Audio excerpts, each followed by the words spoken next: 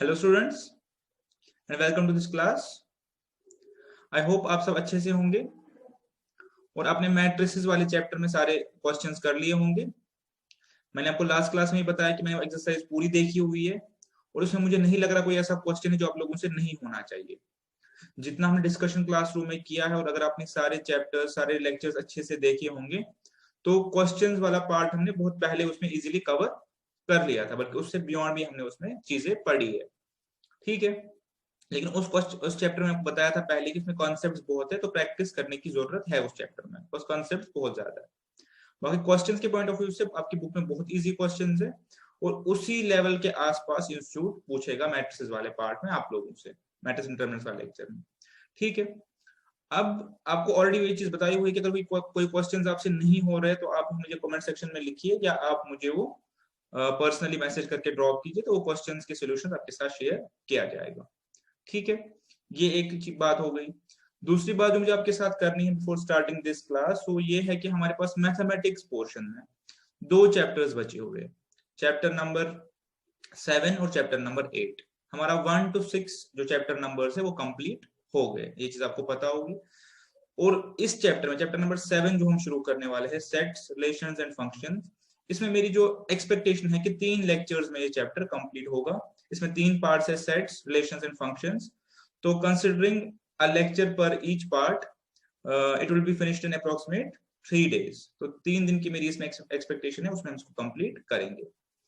और उसके बाद हमारा लास्ट चैप्टर बच रहा है मैथमेटिक्स में, और एलआर में हमारा एक चैप्टर बचा हुआ था जो अभी हमने छोड़ा था। उसमें हमने 4 चैप्टर्स 4 लेक्चर्स में कवर कर लिए थे। ठीक है, अब इस चैप्टर को स्टार्ट करने से पहले एक और जो मुझे आपके साथ छोटी सी बात करनी है वो ये है कि इस पर्टिकुलर चैप्टर में, नॉर्मली मैं नहीं बोलता हूँ ये चीज, इस पर्टिकुलर चैप्टर में मैं आपको स्ट्रांगली रिकमेंड करूंगा कि आप एडिशनल क्वेश्चन बैंक करें, बिकॉज इस चैप्टर के एक्सरसाइजेस में जो क्वेश्चंस है वो बहुत ही इजी क्वेश्चंस है। और मेरी जो अंडरस्टैंडिंग है कि मुझे नहीं लग रहा कि इंस्टीट्यूट उस लेवल के क्वेश्चन एग्जाम में पूछेगा, पूछ भी सकता है एक आधा क्वेश्चन, लेकिन मोर और लेस उससे थोड़े से हायर स्टैंडर्ड के क्वेश्चन आपसे पूछे जाएंगे जो कि आपके एडिशनल क्वेश्चन बैंक में है। तो इस चैप्टर में मेरे हिसाब से एक्सरसाइजेस वुड नॉट सफाइस, वो सफिशिएंट नहीं है, तो आप एडिशनल क्वेश्चन बैंक भी करेंगे। कॉन्सेप्ट्स में सारे करवाऊंगा, क्वेश्चंस आप लोगों ने करने हैं, आप लोगों ने अटेम्प्ट करने हैं क्वेश्चंस। आप ये एक्सपेक्टेशन नहीं रख सकते कि सारे क्वेश्चंस हम क्लासरूम में करेंगे। बेस्ड अपॉन द कॉन्सेप्ट आप लोगों ने क्वेश्चंस खुद से करने हैं। हाँ, अगर आपसे कोई क्वेश्चन नहीं हो रहा, कोई भी क्वेश्चन आपसे नहीं हो रहा, सपोज आपने 100 के 100 अटेम्प्ट किए, 100 में से कोई भी नहीं हो रहा, तो मैं आपको 100 के 100 क्वेश्चंस दिखा दूंगा। बट फर्स्टली मुझे ये चीज देखनी है कि आप लोग अटेम्प्ट करें और आप खुद देखिए कि आप क्यों नहीं कर पा रहे। तो अगर आप करेंगे 100, तो हो सकता है 100 में से 5, 6, 10 आपसे नहीं होंगे, तो वो क्वेश्चंस मैं आपके साथ करूंगा। बट अटेम्प्ट आपने क्वेश्चंस फर्स्ट एंड फॉरमोस्ट खुद करने। ठीक है, एक्सरसाइज वाले पार्ट को छोड़ दीजिए, एडिशनल क्वेश्चन बैंक में आप लोगों ने इस चैप्टर में मेरी रिकमेंडेशन है कि करना ही है, बिकॉज जो क्वेश्चन दिए है वो बहुत एलिमेंट्री है, बहुत इजी है, बहुत बेसिक से क्वेश्चन है। ठीक है, तो इन ओपनिंग कमेंट्स के साथ आइए हम शुरू करते हैं आज का पार्ट। पहले मैं इसको क्लियर कर देता हूं। चलिए हम शुरू करते हैं आज का पार्ट। पहले मैं चैप्टर का नाम लिख देता हूं। चैप्टर का नाम है सेट्स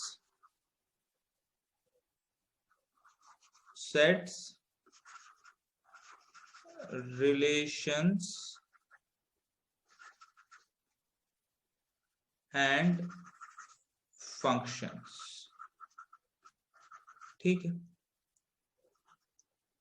एंड फंक्शंस।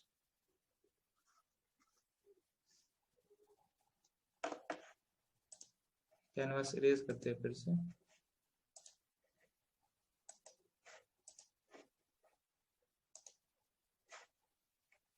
इसको रिफ्रेश करते हैं कैनवास को, कुछ इशू आ रहा है इसमें। तो चैप्टर के 3 पार्ट्स है, सेट्स रिलेशंस एंड फंक्शंस। ठीक है, सेट्स अब ठीक हो गया, रिलेशंस एंड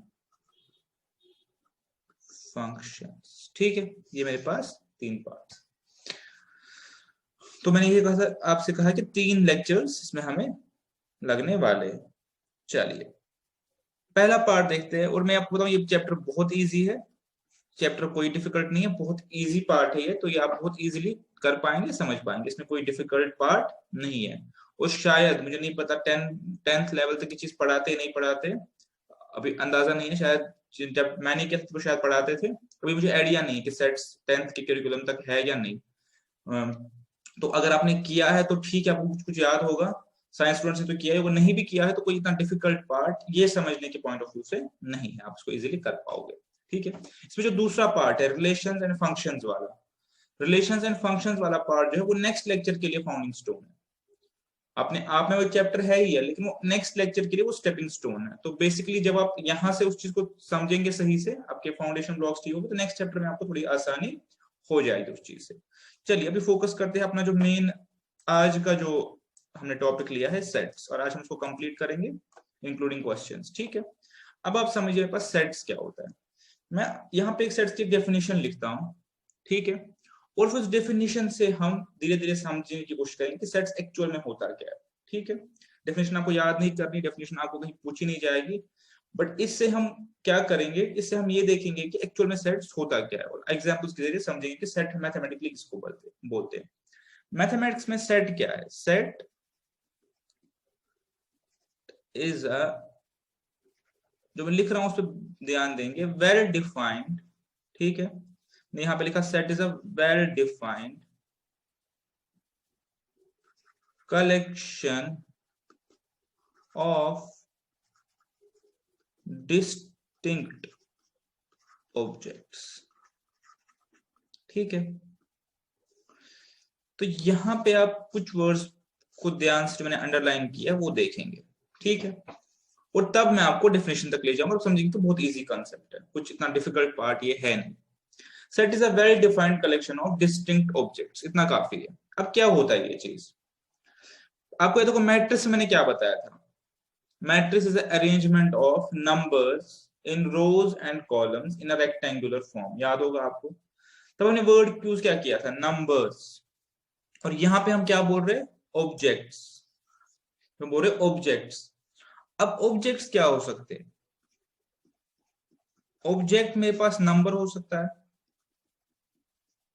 मेरे पास वर्ड्स हो सकते हैं, मेरे पास अल्फाबेट्स हो सकते हैं, ठीक है, मेरे पास कोई सिंबल्स हो सकते हैं, मेरे पास कोई फॉर्मूला भी हो सकती है। आप इस चीज को समझिए कि मैट्रिक्स में हमने कहा था कि हम अरेंज करते हैं नंबर्स को, यहां हम कह रहे हैं हम कलेक्ट करते हैं, जमा करते हैं, एक जगह जमा करते हैं, किन चीजों को, ऑब्जेक्ट्स को। तो ऑब्जेक्ट्स मेरे पास रिस्ट्रिक्शन नहीं है, मैं जमा कुछ भी कर सकता हूँ। ठीक है, तो डेफिनेशन का पहला पार्ट हमने लिया है कि हमें जमा क्या करना, हमें कलेक्ट क्या करना है, ऑब्जेक्ट्स। ठीक है, तो ये वाली चीज हमें समझ में आ गई कि हमें ऑब्जेक्ट्स को अपने पास कहीं पे, ठीक है, कहीं पे कलेक्ट करना, इकट्ठे रखना। So we have to collect the objects. Objects can be numbers, words, alphabets, symbols, etc etc etc। ठीक है, अब पॉइंट नंबर 2 है डिस्टिंक्ट। ये ऑब्जेक्ट्स क्या होने चाहिए, डिस्टिंक्ट। जब हम आगे सेट की फॉर्मेशन पढ़ेंगे तो आप ये समझिए कि अगर मैंने 1 1 1 1 1 1 का एक सेट बनाया, तो मैथमेटिकली हम इसको सेट नहीं कहते, बिकॉज जो ऑब्जेक्ट्स यहाँ पे है they are not distinct, they are not distinct. तो सेट में क्या है, हमारे पास जो ऑब्जेक्ट्स जिनको हम एक जगह कलेक्ट कर रहे हैं वो डिस्टिंक्ट होने चाहिए, डेफिनेशन का ये वाला पार्ट। मैट्रिक्स में ऐसा कुछ नहीं था, हम 1 1 1 1 1 1 को मैट्रिक्स ही बोलते थे, डिटरमिनेंट मैट्रिक्स ही बोलते थे, बिकॉज हमारी जो डेफिनेशन थी उसमें फॉलो हो रहा था well defined collection of rose and columns rectangular form. ठीक है, कलेक्शन ऑफ नंबर्स। बट यहाँ पे मैं कह रहा हूं कि अगर मेरे पास जो ऑब्जेक्ट्स है दे मस्ट बी डिस्टिंक्ट, यहाँ पे मैं सेम ऑब्जेक्ट्स को नहीं एक्यूमुलेट कर सकता, इनको कलेक्ट नहीं कर सकता। ये जो दो चीजें हैं, ऑब्जेक्ट्स होने चाहिए, डिस्टिंक्ट होने चाहिए, और कलेक्ट करने, ये ठीक है। इसमें जो डेफिनेशन का जो मेन पार्ट है, जो डेफिनेशन का पूरा क्रक्स है, वो वेल डिफाइंड है, ये टर्म है वेल डिफाइंड। इसको समझेंगे, फिर एग्जांपल से देखेंगे, फिर हम देखेंगे सेट कैसे लिखते हैं। What in by well defined, मैं कह रहा हूं कि सेट इज अ, ठीक है, well defined collection of a distinct objects. आपने समझ लिया कि ऑब्जेक्ट्स मुझे जमा करने हैं, आपको पता है ऑब्जेक्ट्स क्या क्या होने, लिख लिया यहाँ पे। डिस्टिंक्ट होने चाहिए, वो भी समझ लिया कि सेम नहीं चलेंगे, बट वो होने चाहिए well defined. So what do you mean by well defined, ठीक है। वेल डिफाइंड का मतलब होता है, ठीक है, अ कलेक्शन, ठीक है, is said to be well defined. हम कब कहते हैं एक कलेक्शन मेरे पास वेल डिफाइंड है? कलेक्शन तो कुछ भी हो सकती है, कुछ भी कलेक्ट कर सकता हूँ इकट्ठे, बट हम कब कहते हैं कि वेल डिफाइंड कलेक्शन है? When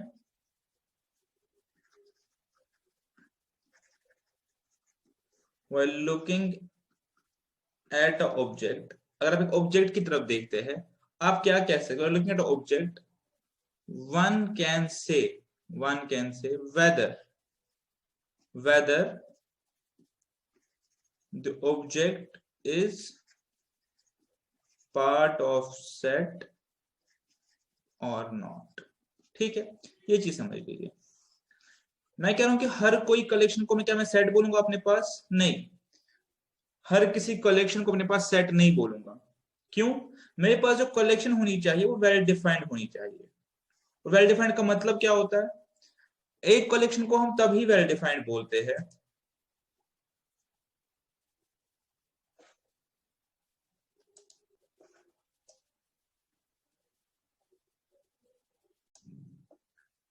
hello students, welcome back. जैसे कि आपने नोटिस किया होगा कि लास्ट लेक्चर में जो व्हाइट बोर्ड है वो फ्रीज हो रहा था बार बार, तो मैंने एग्जिट करके इसको यहाँ से नए से रिकॉर्ड कर रहा हूँ।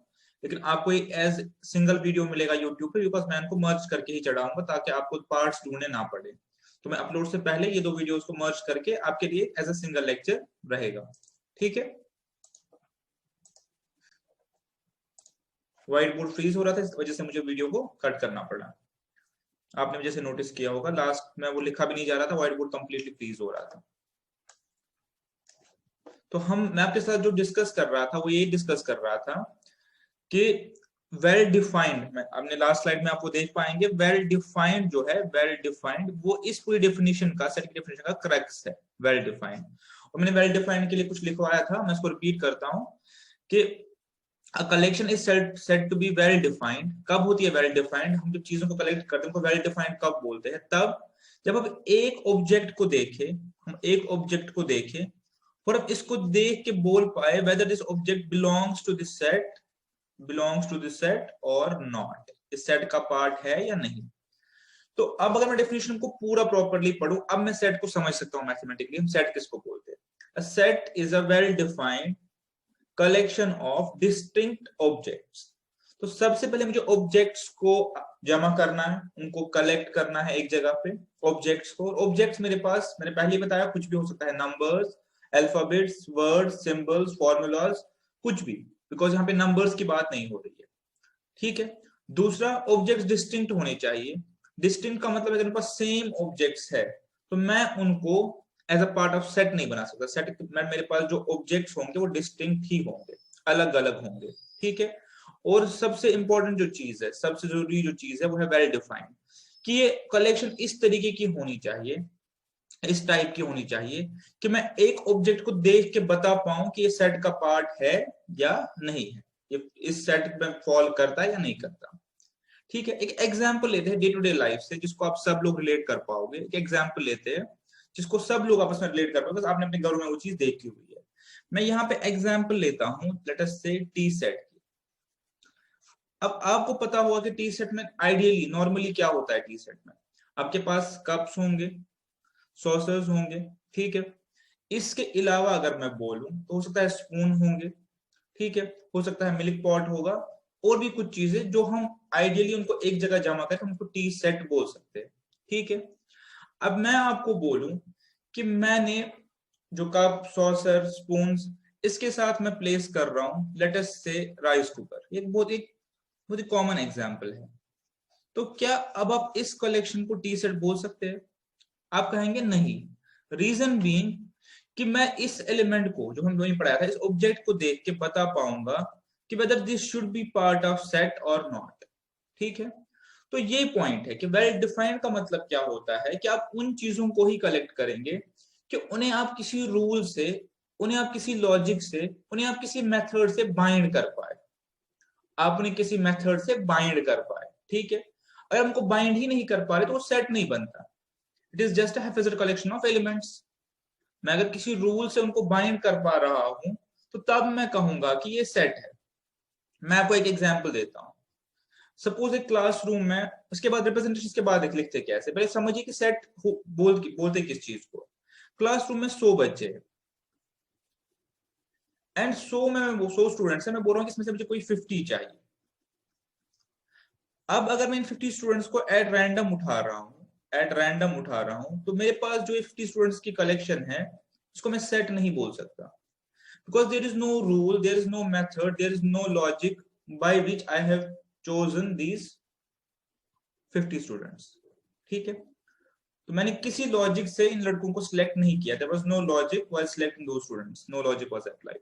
ठीक है, तो अब अगर मैं बोलूं कि let us make a collection of students, कौन से स्टूडेंट्स को, let's make a group of students, कौन से students who have secured more than 70% of marks. ठीक है, सो अभी मैंने जो 50 स्टूडेंट्स लिए, I am binding them by some rule. तो ये जो collection group arrangement of 50 students है, इसको मैं अपने पास मैथमेटिकली सेट बोल सकता हूं। ठीक है, आई होप यहां तक डिस्कशन के बाद आपको ये समझ आया होगा कि हम सेट वर्ड कब यूज करते हैं। तो जो डेफिनेशन है वही चीज है एग्जैक्टली।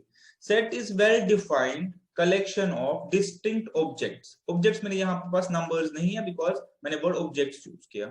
ठीक है, और वेल डिफाइंड का मतलब होता है कि अगर मैं एक किसी कैंडिडेट को उठाऊं, मैं उसे देख के बता पाऊं कि weather he is a part of set और नॉट। लाइक अगर मैं क्लास की एग्जांपल दूं, मैंने किसी स्टूडेंट को उठाया क्लास में से रैंडमली और उसके थे 65% मार्क्स, तो मैं उसी टाइम कह सकता हूं whether he is a part of this set or not, because I know that objects of a set are bound by a rule। ठीक है, तो मुझे लग रहा है कि इतना सफिशिएंट है। इतने के बाद आप सेट को समझ पाए होंगे कि मैथमेटिकली हम सेट किसको बोलते हैं। जब हमने सेट समझ लिया तो अब हम देखते हैं representation of a set. Representation, हम कैसे सेट को लिखते हैं मैथमेटिकली। तीन तरीके होते हैं हमारे पास, तीन तरीके। पहले आप इससे पहले एक और चीज समझ लीजिए कि सेट को हम मैथमेटिक्स में जैसे मैट्रिसेस को लिखते थे कैपिटल लेटर से, सेट को भी कैपिटल लेटर से लिखते हैं। Set A, set B, set C, set D. तो जैसे मैंने अभी ऊपर एग्जांपल दी टी सेट की, एग्जांपल ऊपर दी ग्रुप ऑफ 50 स्टूडेंट्स की, तो इनको मैं प्रिज्यूम कर लिख सकता हूं सेट ए। तो मैं लिख सकता हूं let A be the set of 50 students who have secured more than 75% या 70% मार्क्स। ठीक है, तो जैसे मैट्रिक्स को डिटरमाइन करते हैं मैट्रिक्स को, वैसे ही सेट को भी डिटरमाइन करते हैं। ठीक है, अब जो ऑब्जेक्ट्स जिनको हमने कलेक्ट किया है उनको मैथमेटिकली बोलते हैं एलिमेंट्स। क्या बोलते हैं? Elements of a set. ठीक है, एलिमेंट्स जो डिनोट होते हैं स्मॉल लेटर से। कुछ आपको यहाँ पे मैट्रिक्स से सिमिलैरिटी मिलेगी कि अंदर जो एलिमेंट्स है, ठीक है, वो हम रिप्रेजेंट करते हैं स्मॉल लेटर से, और जो मेन सेट है एज अ होल टुगेदर उसको रिप्रेजेंट करते हैं कैपिटल लेटर्स। ठीक है, तो ये हमारी डिनोशन रहेगी इसमें। ठीक है, अब उस चीज को छोड़ते हैं कि एलिमेंट्स होते हैं ऑब्जेक्ट्स ऑफ अ सेट जिनको हमने कलेक्ट किया, और सेट को डिनोट करते हैं कैपिटल लेटर से, एलिमेंट्स को स्मॉल लेटर से। इस चीज को छोड़ दीजिए, पहले हम रिप्रेजेंटेशन वाले पार्ट पे आते हैं कि तीन तरीके होते हैं सेट को रिप्रेजेंट करने के। ठीक है, पहले को हम बोलते हैं रोस्टर फॉर्म, पहले को हम बोलते हैं रोस्टर फॉर्म, या इसको हम अपने पास बोलते हैं रोस्टर फॉर्म, या इसको हम अपने पास बोलते हैं braces form. Braces actually brackets का दूसरा नाम होता है, ये आपको पता होगा। दूसरा होता है रिप्रेजेंटेशन बाय लिस्टिंग,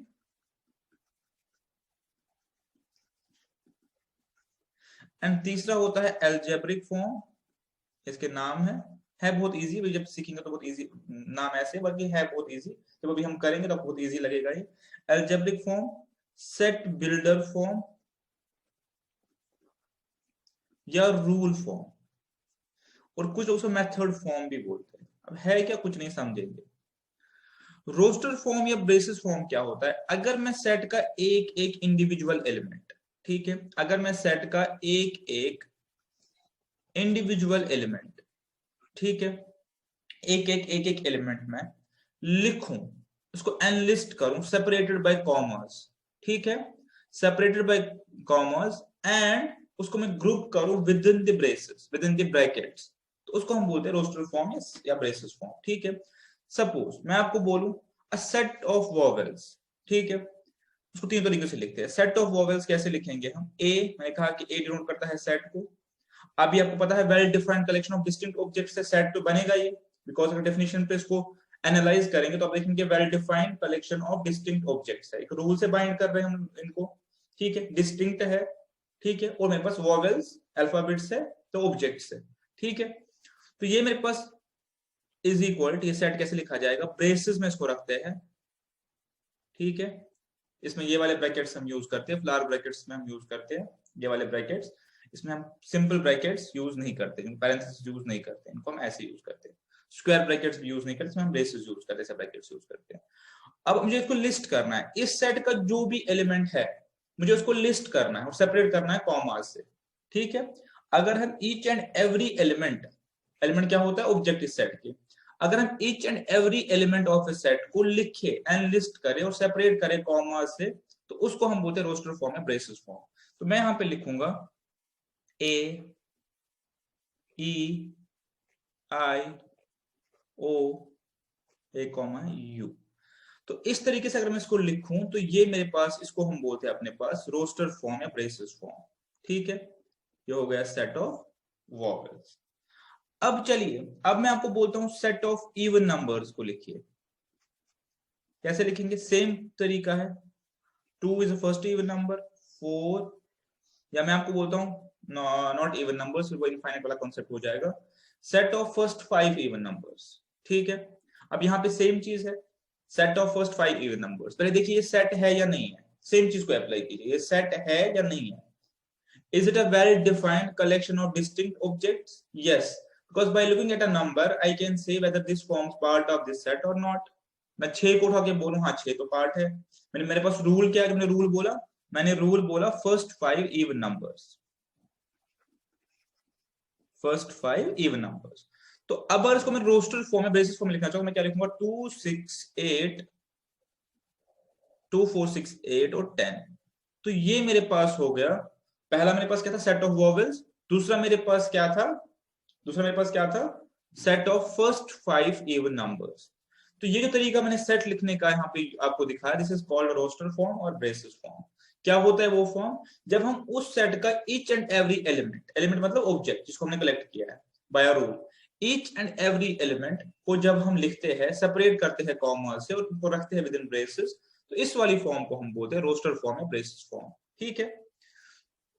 दूसरा होता है लिस्टिंग मेथड। इसमें हम क्या करते हैं, हम सिंपली ये लिखते हैं कि एक्चुअल में ये चीज क्या है, ठीक है। अब मैं इसी सेट को लिखूंगा यहाँ पे लिस्टिंग तरीके से, मैं क्या लिखूंगा, ए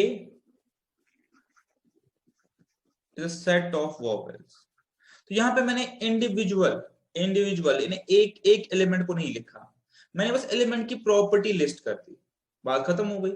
तो this also represents this, but ये मेरे पास रोस्टर फॉर्म या ब्रेसेस फॉर्म नहीं कहलाया जाता, ठीक है।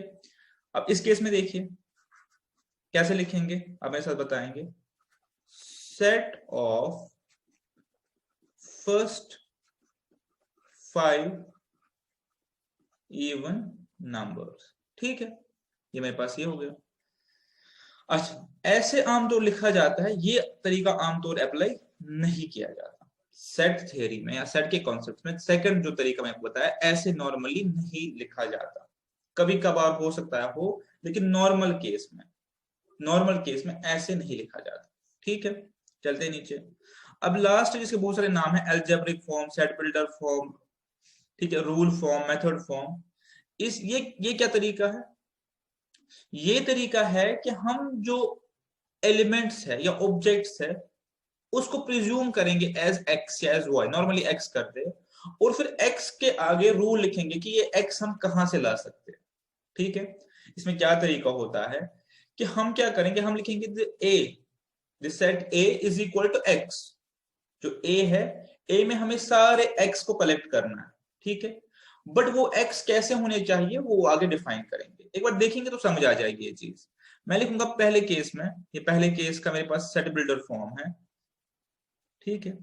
ए इज इक्वल टू एक्स, यानी ए जो सेट है it collects every x, but कौन सा एक्स, आगे हम लिखते हैं, इसको हम बोलते हैं यहाँ पे such that A is a combination of all x such that, कैसे कि एक्स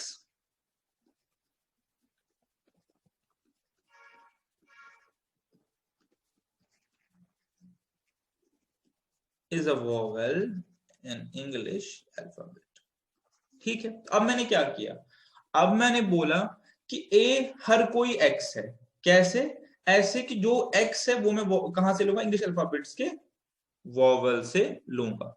ठीक है, तो यहां पे आपको थोड़ी डिफिकल्टी होगी 2 और 3 पार्ट को डिस्टिंग्विश करने में, लेकिन अब मैं जब नेक्स्ट लिखूंगा तब आपको डिफिकल्टी भी रेज हो जाएगी। ठीक है, तब आप अप्रिशिएट कर पाओगे कि तीनों में क्या डिफरेंस है। यहाँ पे आप ज्यादा फोकस करेंगे तो आपको बेटर वे में समझ आएगा, और जो पार्ट 1 पे भी समझ आएगा। मैं लिख रहा हूं कि a is equal to x, यानी a जो मेरे पास है, a जो मेरे पास है वो रिप्रेजेंट करता है x को, यानी मुझे हर कोई x सेट में लिखना है। सच दैट, ऐसे, सच दैट ऐसे कि ये जो x है, ये जो x है, दिस इक्वल्स टू 2n, ये x इक्वल्स टू है 2n। ठीक है, आप समझ गए। मैं कह रहा हूं कि मुझे सारे x जमा करने हैं सच दैट कि x टू n के बराबर है। अब मुझे n को डिफाइन करना पड़ेगा, वेयर n इज इक्वल। ठीक है, वेयर n इज इक्वल, या मैं इसको ऐसे लिख सकता हूं, क्वाइट सिंपल है। मैं लिखूंगा वेयर, 0 तो हमने नहीं लिया, क्या 2 0 इक्वल टू 0, 1 लिया, तो मैं लिखूंगा where 1 is less than equal to n और n is less than equal to 5। आप समझ गए, मैंने रूल डिफाइन किया कि मुझे n टू n में डालना है। x मेरे पास 2n है, बट n मेरे पास 1 और 5 इनक्लूड हमने पढ़ी हुई है, 1 और 5 के बीच में है, बोथ इंक्लूडेड, तो ये यही निकला। अब इसमें एक और चीज हम लिख सकते हैं, n belongs to natural number. ठीक है, इसमें ये लिखना जरूरी है, बिकॉज अगर मैं ये नहीं लिखूंगा तो हो सकता है कि 1 और 5 के बीच में 1.25 भी लाई करता है। अब अगर आप देखिए, अब तीनों का डिस्टिंक्शन समझिए। पहली बार मैंने हर किसी एलिमेंट को लिखा, उसको लिस्ट किया, हर ऑब्जेक्ट को लिस्ट किया, हर एलिमेंट को लिस्ट किया। खैर अब जब हम इनको कलेक्ट कर रहे हैं तो आपका ऑब्जेक्ट कन्वर्ट होता है एलिमेंट में, हम एलिमेंट वर्ड यूज करेंगे। मैंने सेट का एक एक एलिमेंट लिस्ट किया, सेपरेट किया बाय कॉमर्स, और उनको रखा विद इन ब्रेसेस। तो ये पहली फॉर्म होगी रोस्टर फॉर्म या ब्रेसेस फॉर्म। लिस्टिंग मेथड में मैंने क्या किया, मैंने सेट की प्रॉपर्टी ही लिख दी। और तीसरे केस में क्या हुआ, मैंने हर सेट का एलिमेंट जो है, हर एलिमेंट जो है वो x के बराबर रखा, और x का रूल डिफाइन कर दिया कि ये x कहां से आएगा। ठीक है, तो ये मेरे पास हो गया algebraic form, set builder form, rule form, या इसको हम बोलते हैं मेथड फॉर्म। ठीक है, तो ये तरीके मेरे पास सेट लिखने के होते हैं। तो अभी तक आप क्या समझे, सेट क्या होता है, सेट लिखने के तरीके मेरे पास क्या होते हैं। ठीक है, this part is okay. I hope यहां तक कोई डिफिकल्टी बिल्कुल नहीं होगी आप लोगों को। ठीक है, अब एक कॉन्सेप्ट आता है, उसको बोलते हैं कार्डिनल नंबर या cardinality, cardinal number of a set. Cardinal number से पहले एक कॉन्सेप्ट आता है कार्डिनैलिटी का। कार्डिनैलिटी का मतलब होता है whether we can count the number of elements of a set और नॉट। अब एलिमेंट्स यूज करेंगे वर्ड, जब से हम आगे बढ़ गए। तो कार्डिनैलिटी कैसे डिफाइन होती है कि weather we can count the elements of a set। ठीक है, अगर आंसर इज यस, अगर answer is yes we can, तो हम बोलते हैं ये फाइनाइट सेट है। फाइनाइट सेट है तो उसकी कार्डिनैलिटी है, और उसका हम कार्डिनल नंबर निकाल सकते हैं। Cardinal number means number of elements, simply number of elements. ठीक है, और अगर आंसर इज नो तो हम कहते हैं कि इनफाइनाइट सेट है, और उसका कार्डिनल नंबर हम नहीं निकाल सकते। और कार्डिनल नंबर को रिप्रेजेंट कैसे किया जाता है, एन ए, ब्रैकेट में सेट का नाम एन ए।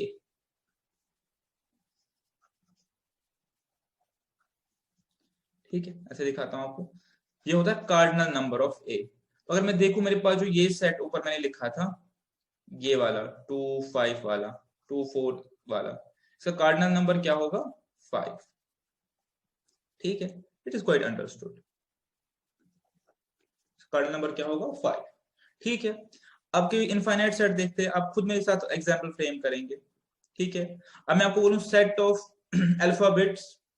ठीक है, अगर जो इंग्लिश हमारे पास जो इंग्लिश लैंग्वेज है उसकी जो सेट ऑफ अल्फाबेट्स है, एक जो 26 ए से लेकर जी तक, तो वो भी तो सेट है। क्यों सेट है, because well defined collection of distinct elements, right, set है। अब वो फाइनाइट है इनफाइनाइट है, हम टेस्ट करेंगे whether we can count the elements of a set. yes, तो set is a finite, it has a cardinal number, तो हम उस टाइम पे लिखेंगे एन बी, बी मतलब सेट रिप्रेजेंट कर रहे हैं, इज इक्वल 26. अब मैं आपको एक और एग्जांपल देता हूं, मैं सपोज आपको बोलता हूं एक सेट है मेरे पास, set of all natural numbers, all natural numbers. So whether we can count the elements of this set, we cannot. So हम देखेंगे it's an infinite set, hence it has no cardinal number. तो मैं C इसको लिखूं तो इसका cardinal number नहीं. ठीक है, आई होप ये कॉन्सेप्ट भी आपको समझ आ गया होगा, बहुत ही इजी पार्ट ये भी है. ठीक है, चलिए आगे. को बोलते हैं कार्डिनलिटी ऑफ अ सेट, ये कार्डिनल नंबर इसका होगा या नहीं होगा, और कार्डिनलिटी हमें बताती है कि ये फाइनाइट सेट है या इनफाइनाइट सेट है. ठीक है, और इसके लिए हम रूल फॉर्म से भी नंबर निकाल सकते हैं या एनलिस्ट करके भी नंबर निकाल सकते हैं, वो कोई बड़ी बात नहीं है. ठीक है, तो आई होप यहां तक आप चीजों को अच्छे से समझ पाए हों. अब हमारे पास कुछ टाइप्स ऑफ सेट है. ठीक है, कुछ छोटे छोटे कॉन्सेप्ट्स है, वो काफी इजी है. एक हमारे पास है सिंगलटन सेट, सिंगलटन सेट. एक हमारे पास है नल सेट. ठीक है, और एक हमारे कॉन्सेप्ट आता है इक्वल सेट्स का. ठीक है, एक हमारे कॉन्सेप्ट आता है इक्विवेलेंट सेट्स का. ठीक है, ये चार चीजें हैं, जो छोटी छोटी चीजें, इनको हम एक बार पढ़ने की कोशिश करेंगे, फिर हम और ऑपरेशंस पे आएंगे. बहुत छोटा सा पार्ट है, this is based on cardinal number, तो साथ ही करवा देते हैं. If cardinal number of a set is equal to 1, so ये मेरे पास क्या बन जाता है, सिंगलटन सेट. सिंपल सी बात है, एक ऐसा सेट जिसमें एक ही एलिमेंट हो. सपोज मैं एक ऐसे लिखूं, what is this, this is a singleton set. ठीक है, this is a singleton set. ठीक है, नल सेट पे बाद में आते हैं, पहले आप नल सेट पे पहले हम देखते हैं इक्वल सेट्स पे.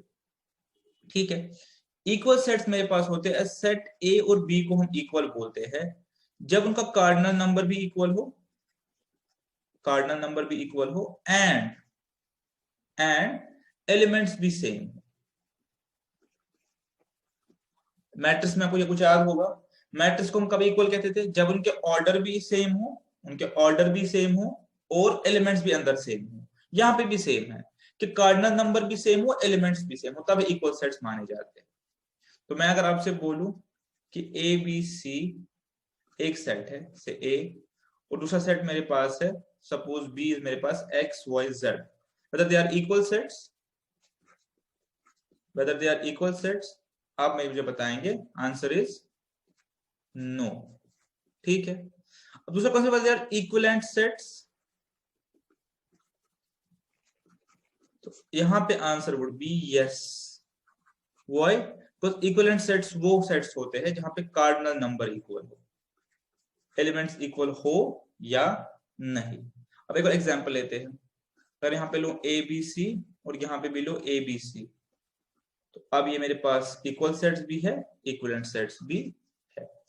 ठीक है, ठीक है, अंडरस्टूड.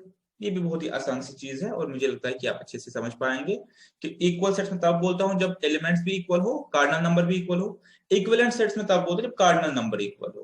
तो उस हिसाब से अभी भी बोल सकते हैं कि जो सेट्स भी इक्वल होंगे, ऑब्वियसली वो इक्विवेलेंट भी होंगे, तो लॉजिकली. और जो सेट्स इक्विवेलेंट होंगे जरूरी नहीं है वो इक्वल हो या ना हो, वो डिपेंड करेगा, वो इक्वल हो या ना हो वो डिपेंड करेगा. लेकिन जो सेट्स भी इक्विवेलेंट होंगे, जो सेट्स भी इक्विवेलेंट होंगे, उन पे हम ये नहीं कह सकते whether they are equal or not. लेकिन जो सेट्स मेरे पास इक्वल होंगे तो हम इजीली बोल सकते हैं कि इक्विवेलेंट है या नहीं. ठीक है, ठीक है, चलिए ये पार्ट भी कवर हो गया. अब एक कॉन्सेप्ट बीच में छोटा सा मैं नल सेट, ये काफी इंपॉर्टेंट कॉन्सेप्ट. देखिए, null set is a set has no element, इसका कार्डिनल नंबर 0. अगर मेरे पास कोई एलिमेंट ही नहीं है तो इसको हम बोलते हैं नल सेट, यानी इस सेट में कोई एलिमेंट नहीं है. इसकी अपनी सिग्निफिकेंस आगे बढ़ के समझ पाएंगे. उसको रिप्रेजेंट कैसे करते हैं इसको, अगर रोस्टर फॉर्म में करना हो तो लिखेंगे कुछ नहीं, इसके अंदर कुछ नहीं है, और या हम इसको ऐसे लिखते हैं. तो इस केस में हम बोलते हैं कि ये क्या है, मेरे पास नल सेट है. ठीक है, इसमें कोई एलिमेंट नहीं है. अब थोड़ा डिस्टिंक्शन समझिए, अगर मैं ऐसे लिखूं तो ये सिंगलटन सेट है, सेट इज एलिमेंट ऑफ 0. अगर मैं ऐसे लिखूं तो ये भी सिंगलटन सेट है. इसके अंदर एक सिंबल है, या अगर मैं इसको सिंपली ऐसे लिखूं तो ये नल सेट है, या मैं ब्रेसेस के अंदर कुछ नहीं लिखूं तो ये नल सेट है। ठीक है, ये आप समझ गए। ये वाला पार्ट भी बहुत आसान है, कुछ चीजें थी singleton set, null set, equal set, equivalent set, जो मैंने आपको यहाँ पे बता दिया। ठीक है, अब हम आते हैं अपने मेजर जो पार्ट है उसकी ओर।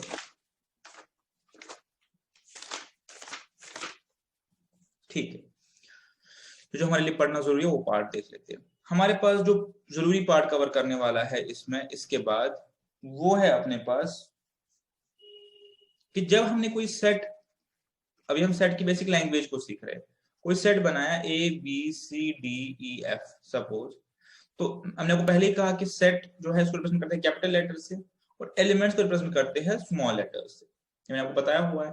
तो इस केस में मैं ऐसे लिख सकता हूं, this A small A belongs, this is called belongs to A, this B belongs to E. ये लिखने का तरीका है, इसमें हम क्या लिख रहे हैं कि ए स्मॉल ए एलिमेंट जो है is a part of set A, B is a part of set A and so on. जैसे जेड, अगर मैं जेड लिखूं तो लिखोगे Z is not part of A. Actually को पढ़ते कैसे, Z does not belong to A, ऊपर वाले को कैसे पढ़ते हैं, ए बिलोंग्स टू ए, ए तो ये वाला छोड़ देते ए है दोनों, बी मतलब element B belongs to A, उसको हम लिखते हैं Z does not belong to A. ठीक है, फाइन, ये पार्ट भी ठीक है, छोटी छोटी चीजें बट पढ़ना जरूरी है। ठीक है, अब जो एक मेजर कॉन्सेप्ट है, ठीक है, जो सीखना पड़ेगा, जो मेजर कॉन्सेप्ट है वो है सबसेट और सुपरसेट। सबसेट और सुपरसेट, ठीक है, सबसेट और सुपरसेट, ये आपने अभी कॉन्सेप्ट सीखना।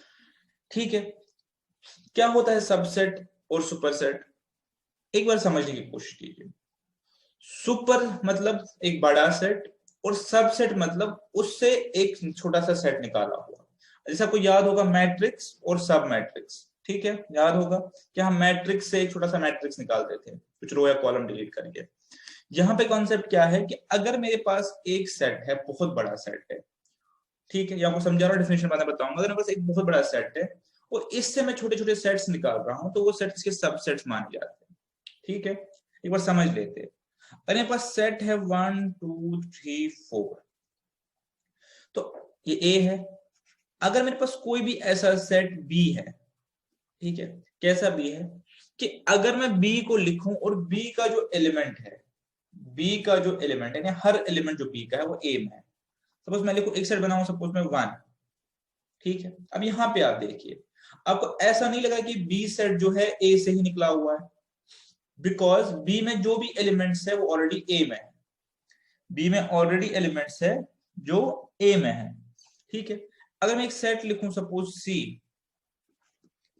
1 और 4, अब मैं टेस्ट करूं क्या ये 1 ए में है, हाँ आप कहेंगे है, क्या ये 4 ए में है, आप कहेंगे है। तो ये नहीं लग रहा आपको कि ये जो सेट सी है ये ए से ही निकाला गया है।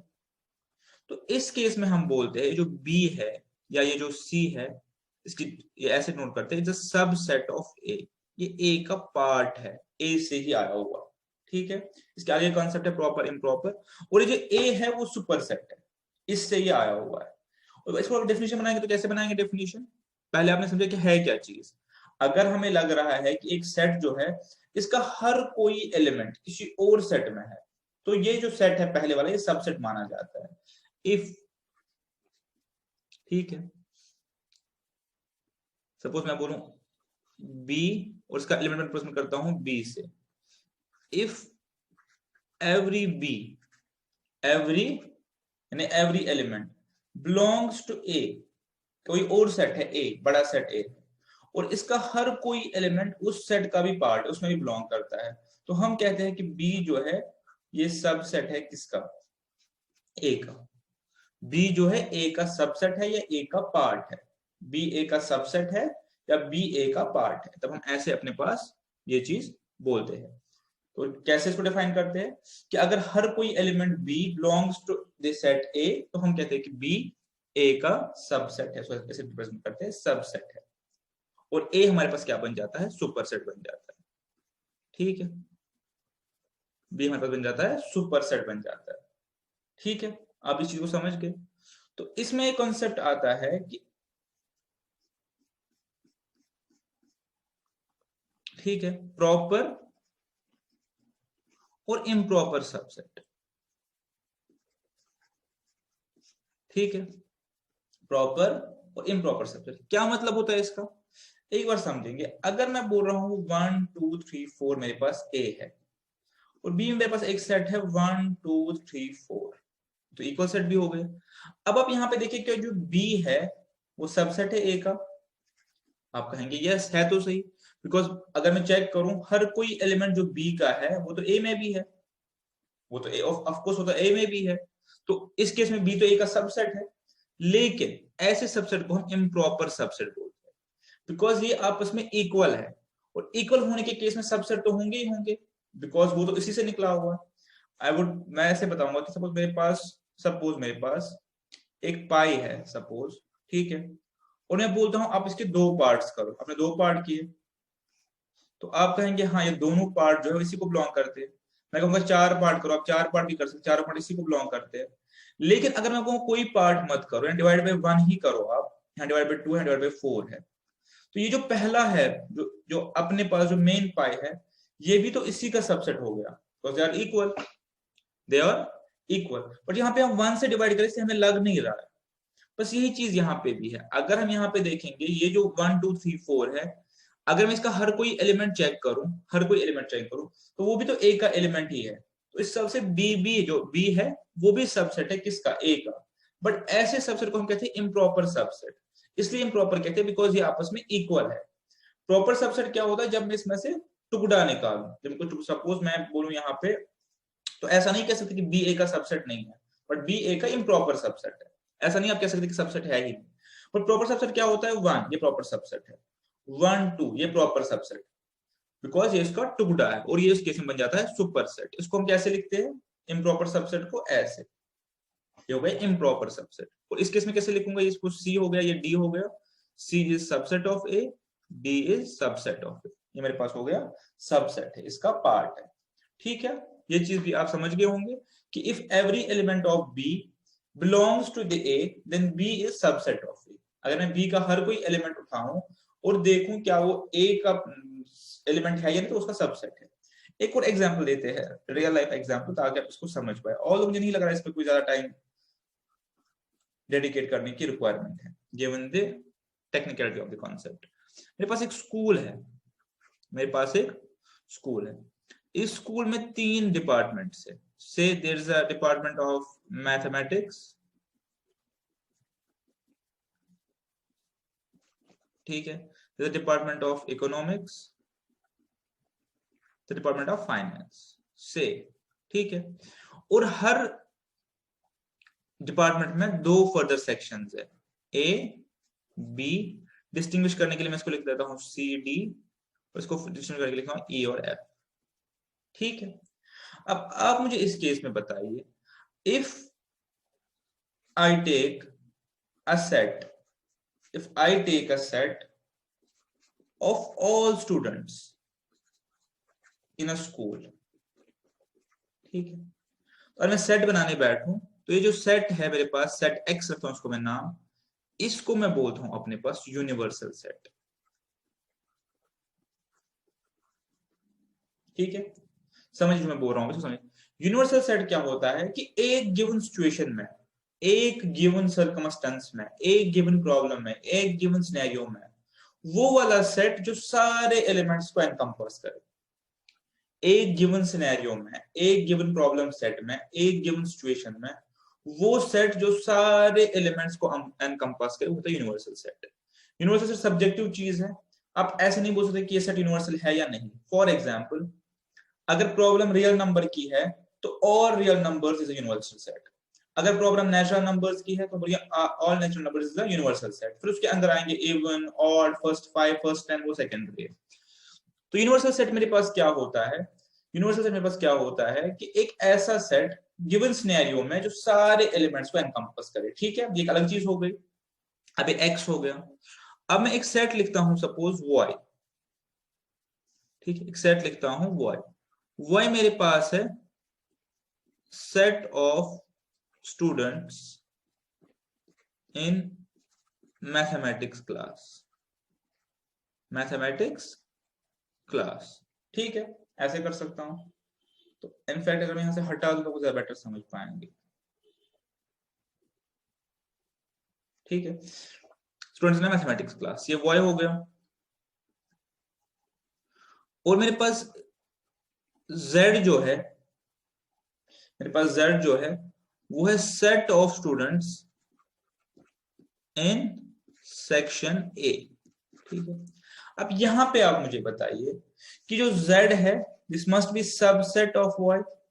क्यों सबसेट होगा? बिकॉज z जो है सेक्शन ए है, और सेक्शन ए ऑलरेडी मैथमेटिक्स का पार्ट है। तो जो मैंने मैथमेटिक्स का सेट बनाया होगा, मैंने सेक्शन ए और बी के बच्चों को क्लब किया होगा, तो मेरे पास z is suppose to be subset of y। और सिमिलरली ये जो z है this will also be subset of main set x होगा। और एक और चीज यहाँ पे है, जो y है वो सबसेट होगा किसका? x का होगा ही, जस्ट बिकॉज जो x है उसमें सारे स्टूडेंट्स आ रहे हैं, तो ये जो स्टूडेंट्स मैथमेटिक्स के हैं वो भी तो उसी स्कूल में है। तो ये बेसिकली सबसेट वाला कॉन्सेप्ट होता है कि अगर मैं कोई एलिमेंट उठाऊं इस सेट से और वो मुझे दूसरे सेट में मिले ही मिले, तो मैं उसको बोलता हूं ये मेरे पास इसका सबसेट है, ठीक है। छोटा सेट सबसेट है और बड़ा सेट सुपर सेट है। इम्प्रॉपर सबसेट कब बोलता हूं? जब वो अपने आप के ही बराबर हो तो इम्प्रॉपर सबसेट बोलता हूं। अब एक क्वेश्चन जो पूछा जाता है अक्सर, जो पूछा जाता है वो ये पूछा जाता है कि एक सेट का कार्डिनल नंबर सपोज n है या x है, इसमें कितने सबसेट्स होंगे? हाउ मेनी सबसेट्स,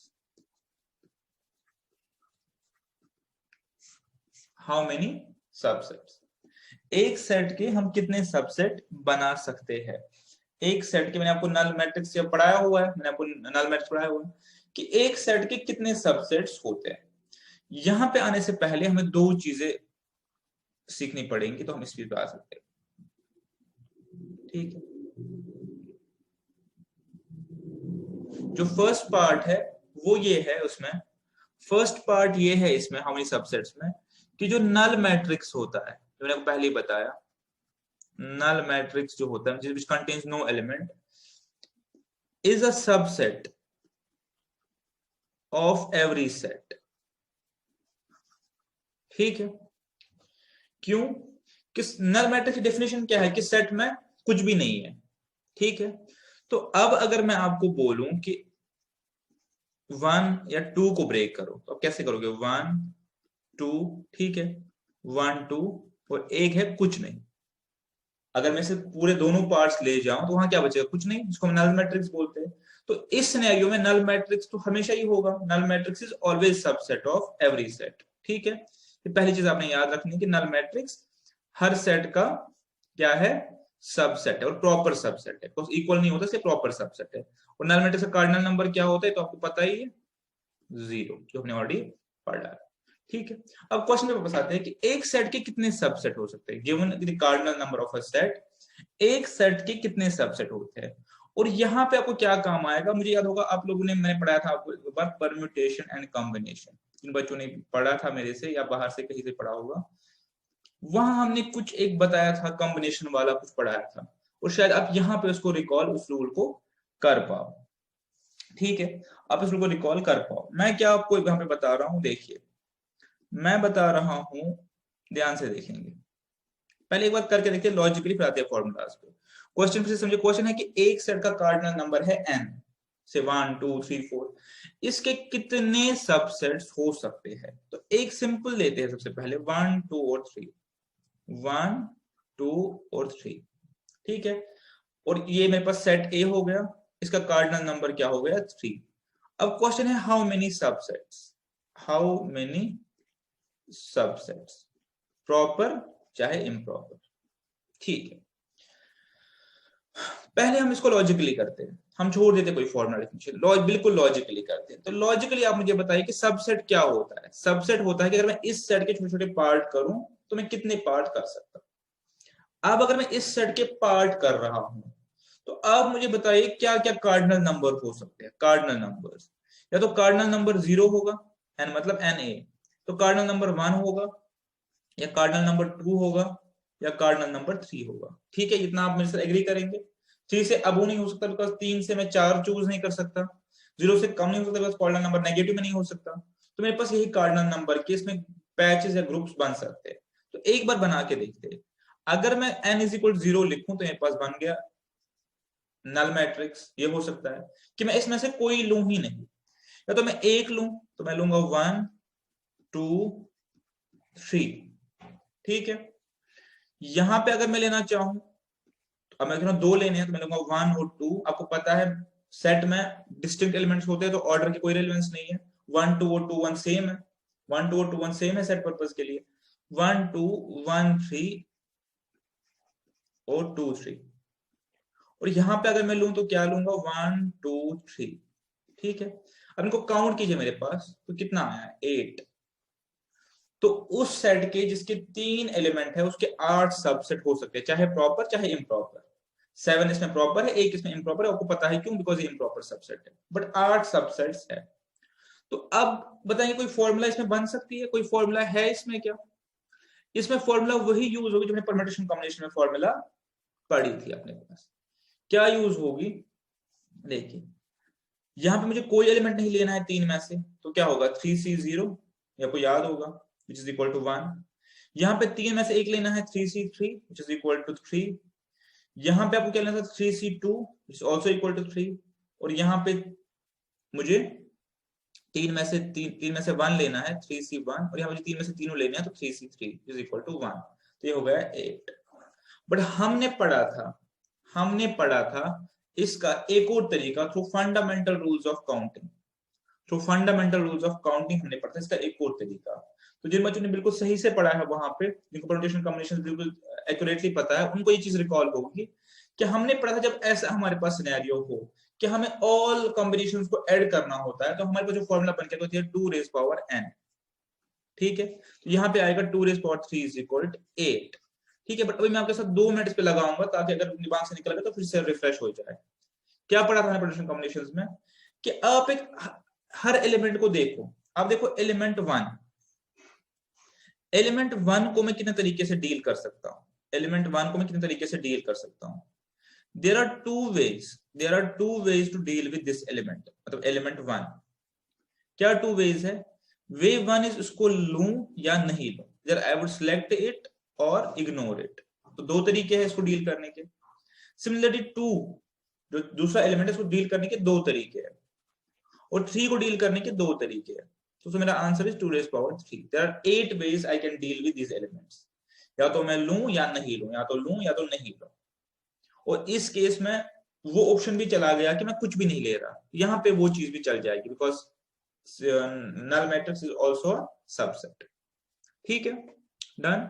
तो इस केस में मेरे पास क्या हो गया, हमने इस चीज फॉर्मूला भी एस्टेब्लिश लॉजिकली भी समझा कि अगर मेरे पास cardinal number of a set is 3 तो there are 8 number of subsets, जिसमें मेरे पास इम्प्रॉपर सबसेट 1 है और प्रॉपर सबसेट 7 है, दिस बीइंग इम्प्रॉपर सबसेट। ठीक है, तो आई होप आप ये चीज को अच्छे से समझ गए, इसमें कोई इतना लॉजिक कोई डिफिकल्ट नहीं है, और ये सबसेट की फॉर्मूला है और ये इक्विवेलेंट सबसेट की फॉर्मूला है। और जो दूसरा सेट बड़ा सेट जो है वो सुपर सेट है, ये मेरे पास बन गया सुपर सेट। कुछ डेफिनेशन ज्यादा, universal set, subset, super set.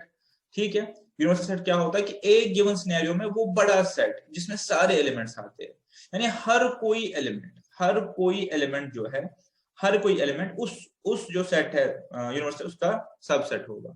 Example दो, सपोज आपको अगर मैं रियल नंबर्स की बात करूं,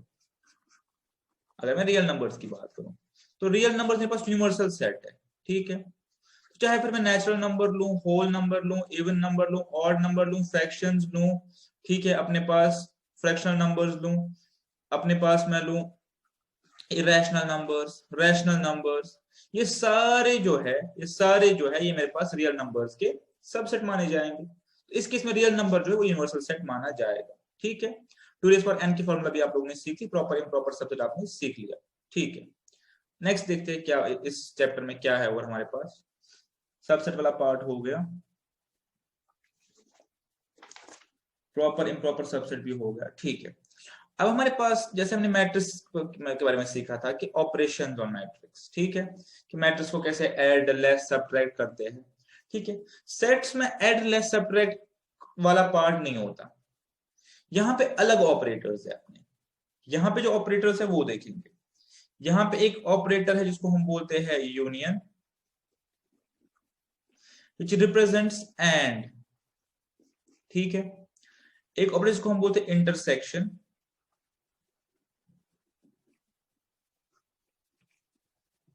एक सेकंड, इसको हम बोलते हैं और, ठीक है, इसको हम बोलते हैं एंड, इंटरसेक्शन। हम सारी चीजें भी करेंगे, यूनियन, इंटरसेक्शन, ठीक है।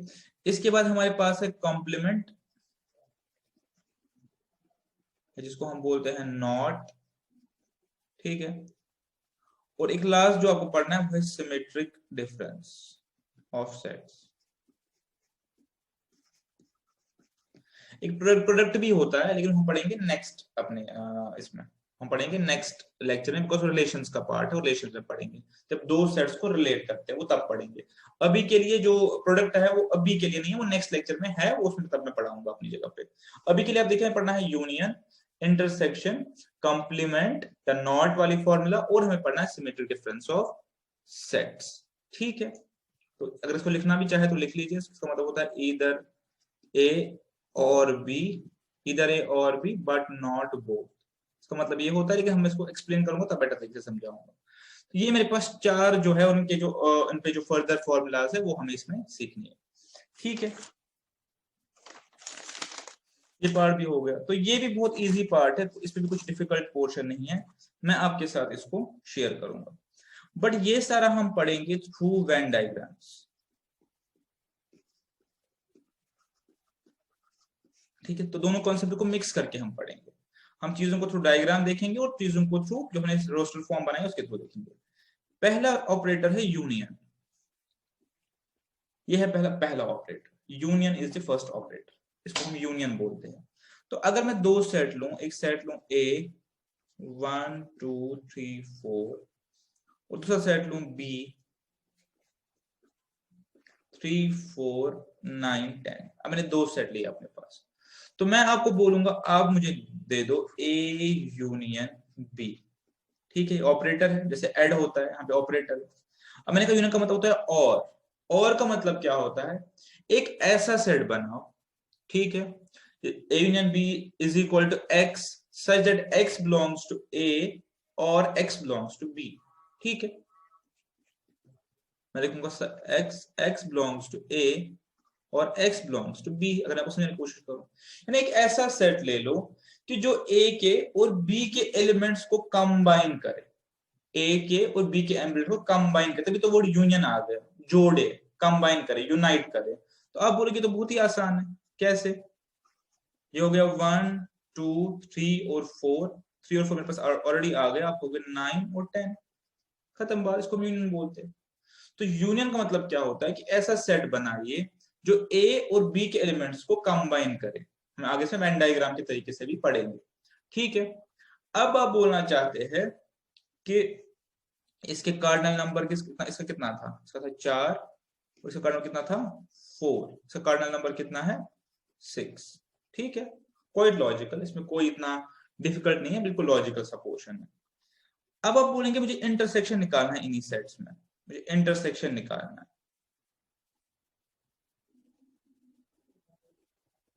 ठीक है, मुझे निकालना है इंटरसेक्शन इसी सेट में। तो आप बोलेंगे ए इंटरसेक्शन बी, इंटरसेक्शन की ये फॉर्मूला है, या ये मतलब फॉर्मूला इन सेंस इंटरसेक्शन का ये सिंबल है, जब हम इसको देखें तो बोलते हैं ए इंटरसेक्शन बी। तो किसके बराबर होता है, x such that x belongs to A and B. आप ऐसे एलिमेंट ढूंढ के लाओ जो ए में भी हो बी में भी हो, तो बेसिकली दोनों का कॉमन पोर्शन है। पहले मैंने क्या कहा, जो ए के और बी के एलिमेंट्स को यूनाइट करे, अब मैं बोल रहा हूं जो ए और बी में कॉमन पोर्शन है। इसके से मेरे पास क्या आएगा, मेरे पास आएगा यहाँ पे, अगर मैं यहाँ पे गौर से देखूं तो मेरे पास आएगा यहाँ पे 3 और 4, ठीक है। और ये मेरे पास वो एलिमेंट्स है जो दोनों में कॉमन है, तो मेरे पास इसका इंटरसेक्शन आएगा 3 और 4, ये सेट मेरे पास इंटरसेक्शन आ गया, ठीक है। और उसका कार्डिनल नंबर क्या है मेरे पास 2, ठीक है। अब मैंने कार्डिनल नंबर क्यों लिखवाया, ये देखिए मैंने इसलिए लिखवाया ताकि आप इस चीज को समझ पाए क्वाइट लॉजिकल, इसमें कोई प्रूफ की जरूरत भी नहीं है, आपको सीधे से समझ आएगा कि अगर मैं कार्डिनल नंबर ऑफ ए लूं और कार्डिनल नंबर ऑफ बी लूं, वो इक्विवेलेंट होगा cardinal number of A union B. ठीक है, मेरे पास 6 एलिमेंट्स हो गए, मेरे पास 6 एलिमेंट्स हो गए। ठीक है,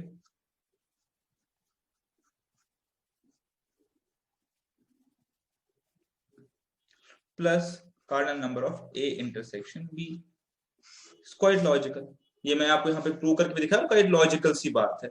लॉजिकल सी बात क्यों है, वो इसलिए है क्योंकि जब मैं ए यूनियन बी और ए इंटरसेक्शन बी को जोड़ूंगा तो ए और बी दोनों के एलिमेंट्स आपस में कंबाइन हो जाएंगे। ठीक है, मैं आपको यहाँ पे दिखाया मेरे पास 4 एलिमेंट्स थे ए में और बी में, जब मैंने इनको कंबाइन किया तो मेरे पास 6 ही एलिमेंट्स आ गए। 6 क्यों आ गए, बिकॉज 2 एलिमेंट्स मेरे छूट गए ऐसे जो कॉमन थे दोनों में, वो छूट गए।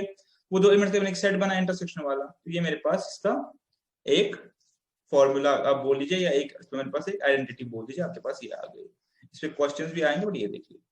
ठीक है, अब मैंने आपको बोला था कि मैं इसमें आपको दिखाऊंगा थ्रू वेन डायग्राम। ठीक है, क्या है वेन डायग्राम, वो देख लीजिए कि सेट्स को हम रिप्रेजेंट कर सकते हैं थ्रू डायग्राम्स भी, और उसमें क्या है कि आपको समझना इजी होता है। ठीक है, वो कैसे होता है मैं दिखाता हूं आपको कि सेट जो है, set other than universal set is represented by a circle। Ellipse भी यूज करते हैं बट नॉर्मली सर्कल करते हैं, इलिप्स भी कर सकते हैं, कोई बड़ी बात नहीं है, बट सर्कल करते हैं, जो कन्वेंशन है वो सर्कल करते हैं।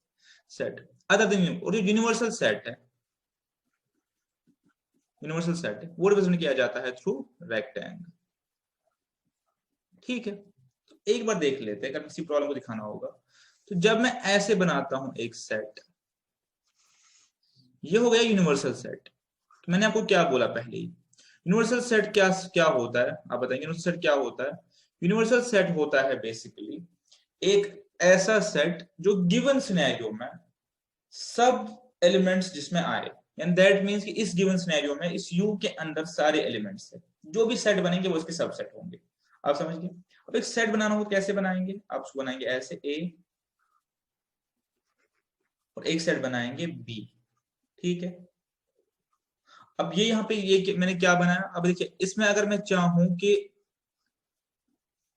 इंटरसेक्शन निकालूं, इंटरसेक्शन निकलेगा इसमें, कुछ कॉमन पोर्शन है इसमें, नहीं है। इंटरसेक्शन मेरे पास, ये मेरे पास इंटरसेक्शन क्या इसमें है, नल सेट है। तो ऐसे सेट को मैं बोलता हूं डिसजॉइंट सेट्स, बिकॉज ये कहीं पे ज्वाइंट हो ही नहीं रहे।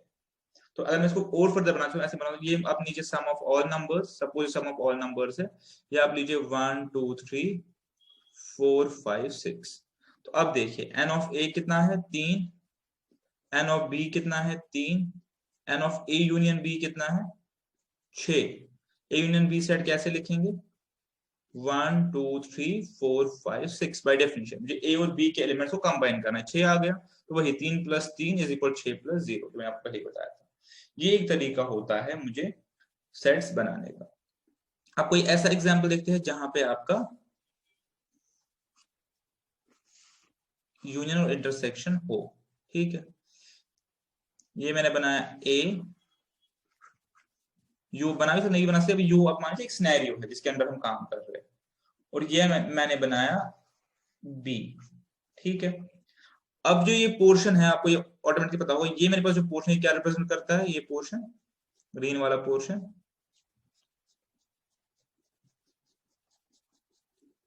तो ये पोर्शन रिप्रेजेंट करता है ग्रीन वाला ए इंटरसेक्शन बी, यानी वो वाला पार्ट जो ए और बी के बीच में कॉमन हो, ए इंटरसेक्शन बी। ठीक है,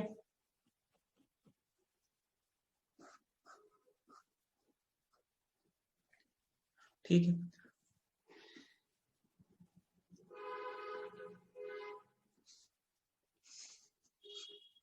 आपको यूनियन एक बार दिखा देते हैं।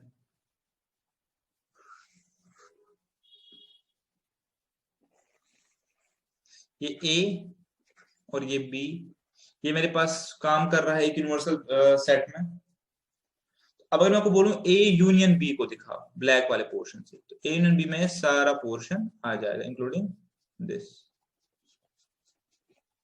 तो ये जो ब्लैक मेरे पास है this is A union B. ठीक है, तो अब मैंने दो सेट्स को लेके जो आपको फॉर्मूला लिखवाई थी कि cardinal number of A plus cardinal number of B is equal cardinal union B plus A intersection B, वो एक बार यहाँ पे देखेंगे इसी को यूज करके। हम पहले दो चीजें पढ़ रहे हैं, यूनियन और इंटरसेक्शन, उसके बाद हम आएंगे नॉट और इस वाले पे, सिमेट्रिक डिफरेंस पे। देखिए अब पॉइंट है अबाउट अब यहाँ पे आप एक चीज का ध्यान रखिए कि जो हम n लिखते हैं आगे तो एक प्रश्न करता है कार्डिनल नंबर, कार्डिनल मतलब एलिमेंट्स ऑफ अ सेट को। अब इसको एरिया के कॉन्टेक्स्ट में मत ले लीजिए।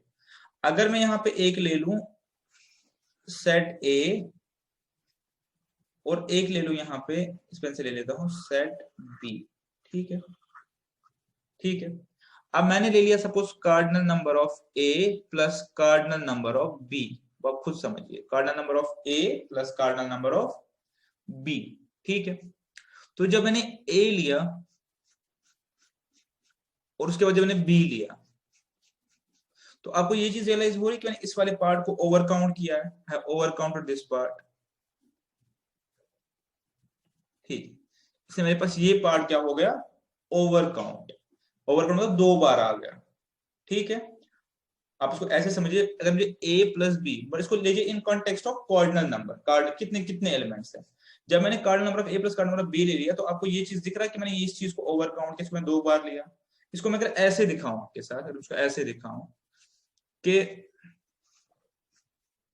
ध्यान से देखेंगे कि ये a है, ऊपर वाली एग्जांपल चल रही है, और ये b है। अब मैंने क्या किया, मैंने इसको पार्ट रखा a1 सपोज नाम के लिए, इसको रखा x और इसको रखा b1 आपके समझाने के लिए। तो मैंने कार्डिनल नंबर ऑफ a लिया, तो मैंने इसमें क्या लिया, a1 प्लस x। ठीक है, और b में क्या लिया, b1 प्लस x। तो आपको ये चीज समझ में आ रही है कि मैं क्या कर रहा हूं, मैं इस x को जो है ओवर काउंट कर रहा हूं, इस x को दो बार काउंट कर रहा हूं। ठीक है, अब इक्वल टू मैं इसको लिख रहा हूं n A union B, A union B. ठीक है, तो ए यूनियन बी किसके बराबर होता है, अब मुझे ऑलरेडी पता है ए यूनियन बी का मतलब ये सारा पोर्शन। तो मैं कैसे लिखूं यूनियन बी को, a1 b1 और x। तो अब इसमें इस इक्वेशन को पूरा करने के लिए क्या करना पड़ेगा, एक x पूरा करना पड़ेगा। बट व्हाट इज x, मेरे पास x क्या है, x मेरे पास इंटरसेक्शन है, जो मैंने ऊपर प्रूव किया हुआ, आपको दिखाया हुआ। प्लस करते हैं हम a इंटरसेक्शन b, ये मेरे पास फॉर्मूला एस्टैब्लिश हो जाती है।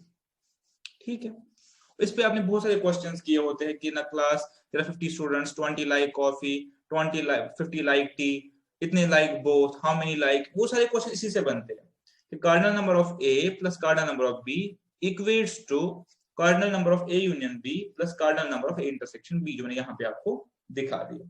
ठीक है, अगर हम इसी चीज को अब आगे करके 3 पे करने की कोशिश करें, अगर हम चाहें कि इस चीज को हम 3 पे करने की कोशिश करें, डी मॉर्गन लॉ पढ़ने से पहले, डी मॉर्गन लॉ पढ़ने से पहले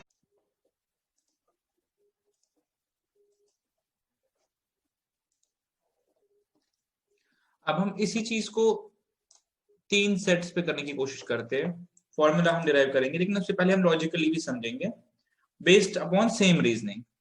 तो अब हम अगर अपने पास लेंगे 3 सेट्स, ये पहला पोर्शन बड़ा ध्यान से देखेंगे, मैंने एक यूनिवर्सल सेट ले लिया, हमने 3 सेट्स ले लिए, ए बी और सी या पी क्यू आर, जैसे आप मर्जी बोलना चाहें। ठीक है, इसमें ये वाला जो पोर्शन है ना, ये वाला ग्रीन वाला, तो मैं इसको मार्क करूं कॉर्नर्स पे ताकि आप इसको आइडेंटिफाई कर पाए।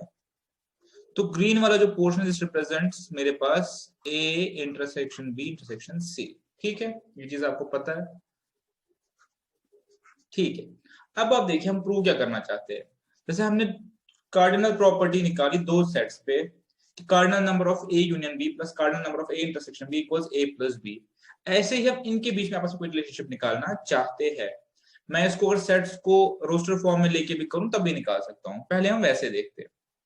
देखिए, अगर मैं एक सेट लूं ए 1 2 3 4, इसका कार्डिनल नंबर क्या हुआ, इसका कार्डिनल नंबर हुआ 4।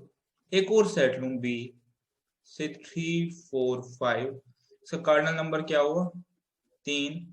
एक और सेट लूं C 4 8 9, इसका कार्डिनल नंबर भी क्या हुआ 3। ठीक है, अब मैं सपोज पहले लूं A union B union C, किसके बराबर है ये 1 2 3 4, 4 मेरे पास ऑलरेडी आ गया है, 5 8 और 9, ये हो गए 7, ये हो गए 7। ठीक है, अब इंटरसेक्शन ले लूं, इंटरसेक्शन लिए 4 4 4, तो एक ही होगा इंटरसेक्शन।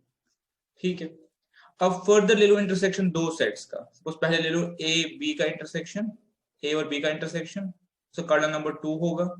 ऐसे ले लो बी और सी का इंटरसेक्शन, बी और सी का, इसका कार्डिनल नंबर 1 होगा। हाँ, और ऐसे ही लूं ए और सी का इंटरसेक्शन, इसका कार्डिनल नंबर ऑफ कोर्स 1 होगा। ठीक है, अब मैं यहाँ पे एक फॉर्मूला लेके आता हूँ, उसके बाद फिर यहाँ पे इसको प्रूव करके देखेंगे। पहले मैं यहाँ पे हम देखते हैं कैसे हम इस चीज को आपस में रिलेट कर पाएंगे, उन्हें सब यहाँ पे चीजें निकाली तो हम कैसे रिलेट कर पाएंगे। तो आपने अभी तक यूनियन इंटरसेक्शन ये सब कुछ सीख लिया चीजें।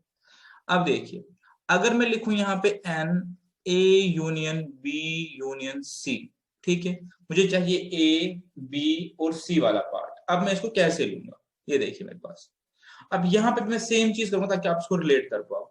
मैं इसको A1 रख सकता हूं, इस वाले पार्ट को B1, इस वाले पार्ट को C1, इसको लिखूं X Y और Z, और ये चूंकि कॉमन है इसको मैं लिखता हूं कॉमन, या CD कॉमन लिखता हूं, CD आपकी समझ के लिए। ठीक है, जैसे मैंने ऊपर किया, अब मेरे साथ लॉजिकली फॉलो करना, आप इस चीज को समझ जाएंगे। अब मैं बोल रहा हूं कि मुझे चाहिए cardinal number of A union B union C। ठीक है, हम बहुत बार चीजें याद करते हैं, तो उसके बाद उनको जब रिकॉल करने की बारी होती है तो फिर नहीं कर पाते। तो एक बार को समझेंगे तो शायद बेटर तरीके से आप उसको एनालाइज कर पाएंगे कि एक्चुअली हो क्या रहा है, हम क्या कर रहे हैं एक्चुअल में। हम ये कर रहे हैं कि मैं आपको बोल रहा हूँ कि कार्डिनल नंबर चाहिए A union B union C का। पहले आप ये समझिए कि होता क्या यूनियन B यूनियन C, हमने सीखा वो एलिमेंट्स जो या तो A में है, या तो B में है, या तो C में। तो इसका मतलब है कि A B और C, इधर A और B और C। ठीक है, तो इसमें कॉमन वॉमन सब मेरे आ जाएंगे। ठीक है, बेसिकली मुझे कौन सा पोर्शन आ जाएगा A1 B1 C1 X CD Y और Z। अब मैं ले रहा हूं cardinal number of A plus cardinal number of B plus cardinal number of C। ठीक है, जब मैं इसको ले रहा हूं तो मेरे साथ ध्यान से मुझे बताएंगे जो मैं पूछ रहा हूं आपसे। मैं कह रहा हूं जब मैंने कार्डिनल नंबर ऑफ A लिया, तो A में मैंने कौन सा पोर्शन लिया होगा, A में मैंने कौन सा पोर्शन लिया होगा, ये पूरा A में मैंने लिया होगा A की X, A जो है मेरा किस किस से बना है, A1 X CD और Y। ठीक है, जब मैंने B लिया होगा तो मैंने लिया होगा B1, और मेरे पास आ गया होगा X CD और Z। ठीक है, और जब मैंने C लिया होगा तो मेरे पास आ गया होगा C1। ठीक है, मेरे पास आ गया C1, और मेरे पास आ गया Y, और मेरे पास कॉमन आ गया, मेरे पास Z आ गया। ठीक है, तो ये जब मैंने NA NB और NC, तो मैंने ये सब आपस में ले लिए। ठीक है, मुझे पहुंचना किस पे, A union B union C। अब मुझे बताओ A यूनियन C किसके बराबर होगा, A union B union C, ये होगा A1 B1 C1। ठीक है, X Y और Z और एक कॉमन CD, यही होगा। जैसे हमने ऊपर दो के केस में किया वैसे ही ये चीज भी है। बट मैंने अब क्या निकाला, A B और C। ठीक है, हमने इसमें A B और C निकाला। तो अब इसमें मतलब जो ओवर काउंट क्या हो गया, what has been over counted, हमने ओवर काउंट क्या किया।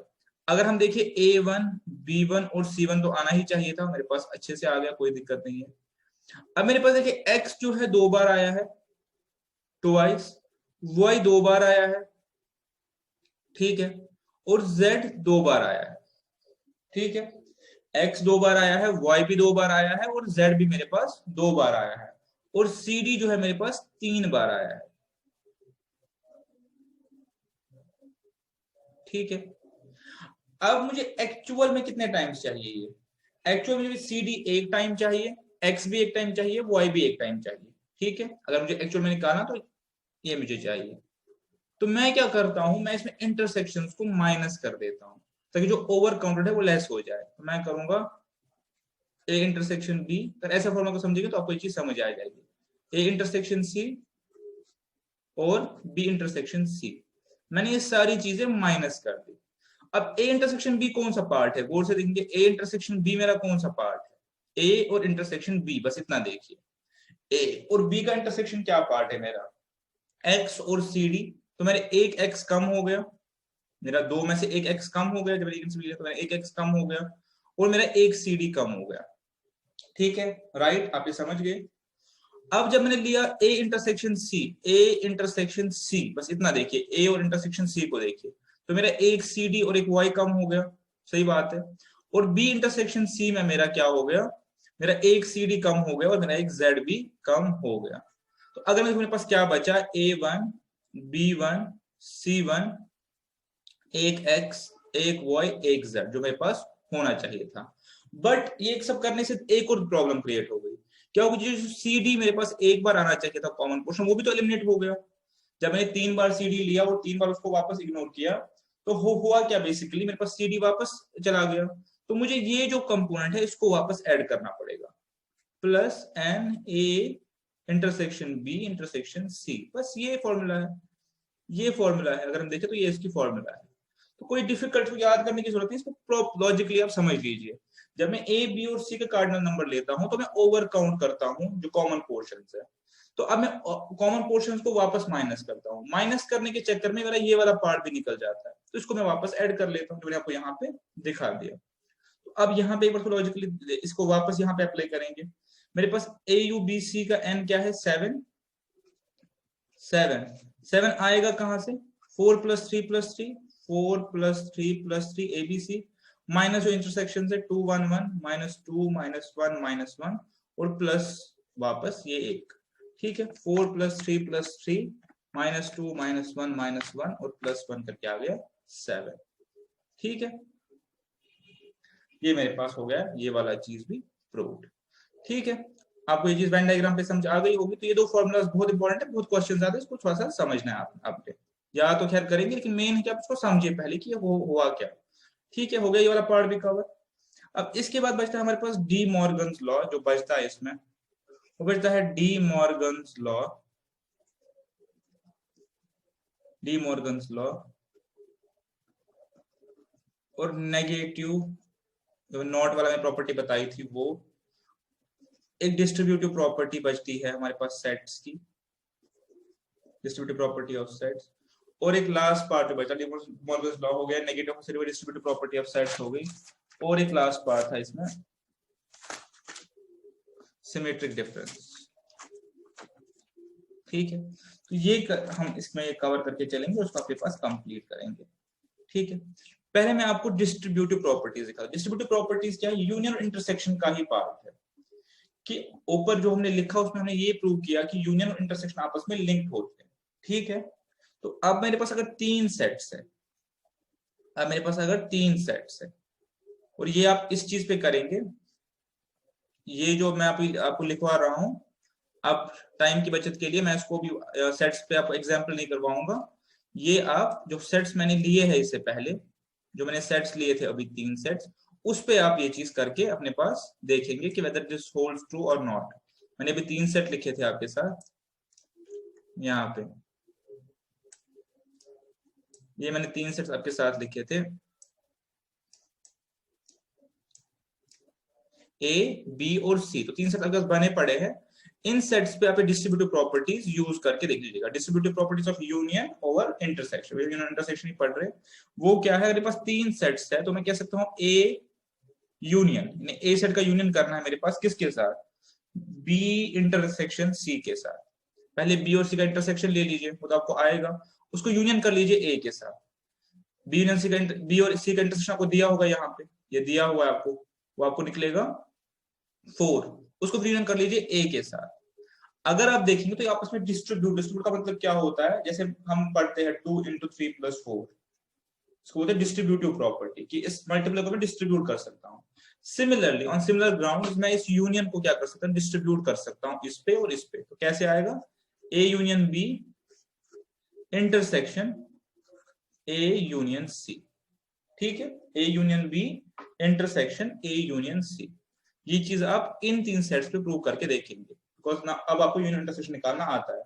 सिमिलरली डिस्ट्रीब्यूटिव प्रॉपर्टी आपकी बुक में ऑल्दो ये नहीं है, बट मुझे ऐसा लग रहा है कि सेट थ्योरी को कंप्लीट करने के लिए ये वाला पार्ट जरूरी है। सिमिलरली आप उल्टा कर सकते हैं, आप डिस्ट्रीब्यूट कर सकते हैं इंटरसेक्शन को यूनियन पे। ये भी आप इसी एग्जांपल पे करके अपने पास चेक करेंगे। तो कैसे करेंगे? A intersection B union A intersection C. इन्हीं सेट्स पे आप इसको कर लीजिए, इन्हीं सेट्स पे आप इसको कर लीजिए, ठीक है। और उस केस में आपको क्या होगा, आपको ये चीजें प्रूव हो जाएंगी। तो इसको नोट कर लीजिए, इनको बोलते हैं distributive properties of union and intersection, ठीक है। चलिए बढ़ते हैं आगे। अब हमारे पास क्या बचा है? बचा है नेगेटिव ऑफ अ सेट और फिर सिमेट्रिक डिफरेंस, जिसके बाद हम उससे रिलेट करेंगे डी मॉर्गन्स लॉ, ठीक है।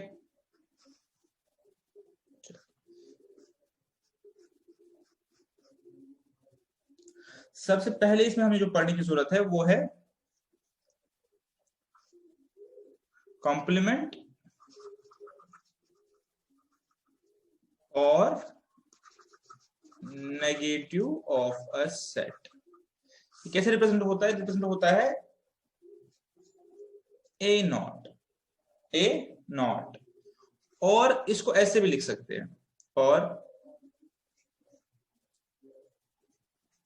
p minus A U minus A कर लीजिए, बता देता हूं क्या होता है ये। अगर मेरे पास दो सेट्स है, देख लीजिए गौर से, अगर मेरे पास दो सेट्स है,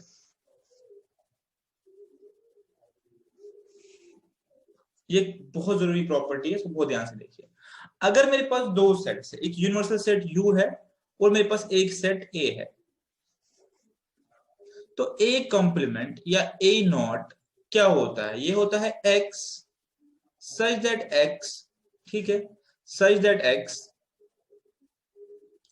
belongs to u but does not belong to a not, यानी इसका मतलब ए नॉट ही इसको पढ़ते हैं, या कॉम्प्लीमेंट ऑफ ए। इसका मतलब अगर मैं बोल रहा हूं कि इसको ऐसे भी लिखते हैं और ऐसे भी लिखते हैं, दोज एलिमेंट्स, ठीक है, those elements which belong to the universal set, लेकिन ए नहीं है, तो इसलिए मैं इसको ए नॉट भी पढ़ता हूं कि ए नहीं है। तो आप मुझे बताइए इस डायग्राम में ए नहीं है कौन सा है? इसको मैं शेड कर सकता हूं, this is the A not. जो मैंने शेड किया इस डायग्राम में, ये मेरे पास ए नॉट है, this is the shaded portion जो ब्लैक में है, ये मेरे पास है ए नॉट। और एक और तरीका लिखने का है u माइनस ए। पढ़ेंगे कैसे? Those elements belong to u but does not belong to a। u का पार्ट है, a का पार्ट नहीं है, ठीक है। ये इसकी डेफिनेशन हो गई, ठीक है। एक और देख लेते एग्जांपल, फिर मैं आपको उसमें दिखाता हूं अपना रोस्टर फॉर्म में, उसमें ज्यादा बेटर आप समझ पाएंगे। अगर मेरे पास यूनिवर्सल सेट है और मेरे पास a और b है, अब आप मुझे बताएं what is a minus b, what is a minus b, a minus b, a minus b, समझ लीजिए, those elements which belong to a but does not belong to b, सो वो ये हो गया।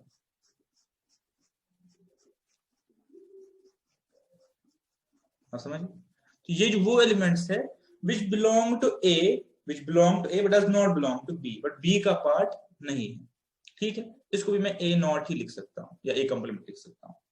those elements which belong to a but does not belong to b, those elements belong to u but does not belong to a, ठीक है। तो ये मेरे पास a complement, इसको हम अपने पास a कॉम्प्लीमेंट बोलते हैं, ठीक है। अंडरस्टूड? ऐसे काफी आसानी से प्रॉपर्टीज काफी सारी है। सपोज मैं आपको बोलूं a 1 2 3 और b से 3 4 5 6। अब मैं आपको बोलूं व्हाट इज a नॉट, और सेम चीज है what is a minus b। आप पहले समझिए मुझे निकालना क्या है, those elements which are part of a which belong to a but does not belong to b। तो मैं क्या लूंगा यहाँ पे 1 और 2, दैट इज इट। मैं 3 नहीं लूंगा because 3 is part of b। तो ये मेरे पास ये वाला पोर्शन है, ठीक है। Understood? This is called the complement of a set और नॉट ऑफ अ सेट, ठीक है। हो गया मेरे पास ये कॉम्प्लीमेंट फंक्शन। मेरे पास एक और चीज है, एक और एग्जांपल अगर आप देखना चाहते हैं, if this is set of natural numbers 1 से लेकर इंफिनिटी तक, and this is set of even numbers 2 से लेकर इंफिनिटी तक। A, what is A not? A not is set of odd numbers.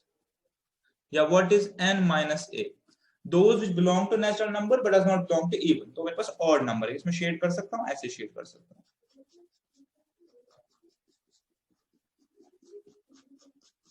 ठीक है, हो गया ये वाला पार्ट कंप्लीट। चलिए, अब मेरे पास एक और चीज है जिसको हम बोलते हैं सिमेट्रिक डिफरेंस। और इसके बाद हमारे पास है जस्ट डी मॉर्गन्स लॉ, और ये वाला पार्ट हमारा हो जाएगा कंप्लीट। हाँ, बाकी हमने सारा कर लिया। हमारे पास लास्ट पार्ट है सिमेट्रिक डिफरेंस और D Morgan's law. Symmetric difference, अब ये समझ लीजिए, ये भी काफी आसान सा पार्ट है। ये मैंने यूनिवर्सल सेट ले लिया, मैंने एक सेट ले लिया ए, ये मैंने ले लिया बी। ठीक है, अब मैं कुछ पार्ट शेड करता हूं आपको समझाने के लिए।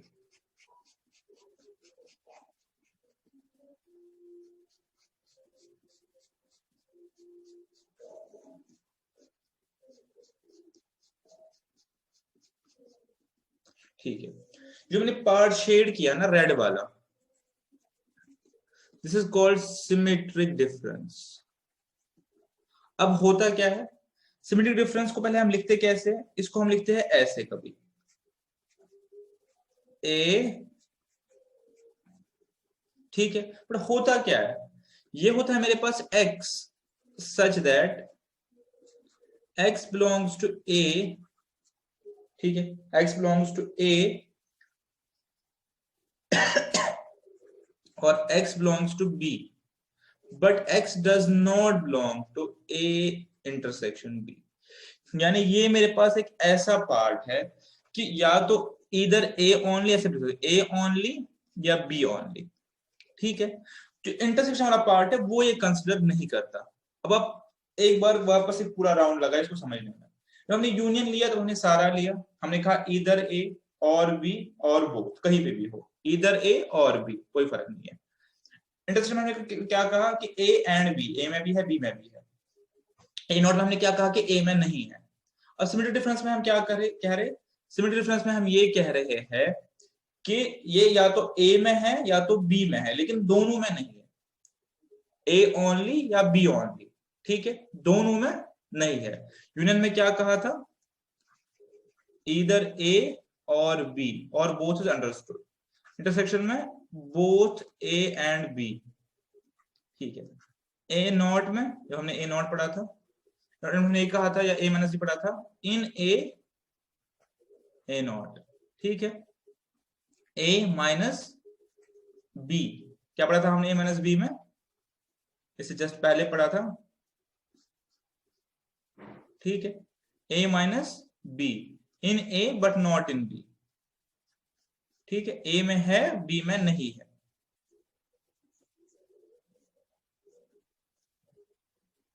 ठीक है, ए में है in A but not in B. अब क्या पढ़ रहे हैं सिमेट्रिक डिफरेंस में, A symmetric difference to B, it is either A only और B only, it is in A और बी, जैसे यही वाला है, लेकिन इसमें एक और चीज ऐड करनी है, ईदर ए और बी बट नॉट बोथ, दोनों में नहीं है, ठीक है। अब इसको आप क्या कंप्लीमेंट के तरीके पे लिख सकते हैं? अगर मैं आपको बोलूं ये वाला जो पोर्शन है, व्हाट इज दिस, अभी आपने पढ़ा, ये है a minus B, and what is this b minus a। एक बार देखने की कोशिश कीजिए कि क्या मैं बोल रहा हूं। दिस इज द पोर्शन जहां पे belongs to a but does not belong to b, ये वाला portion belongs to b but does not belong to a, ठीक है, अंडरस्टूड। अगर मैं इन दोनों का यूनियन लूं,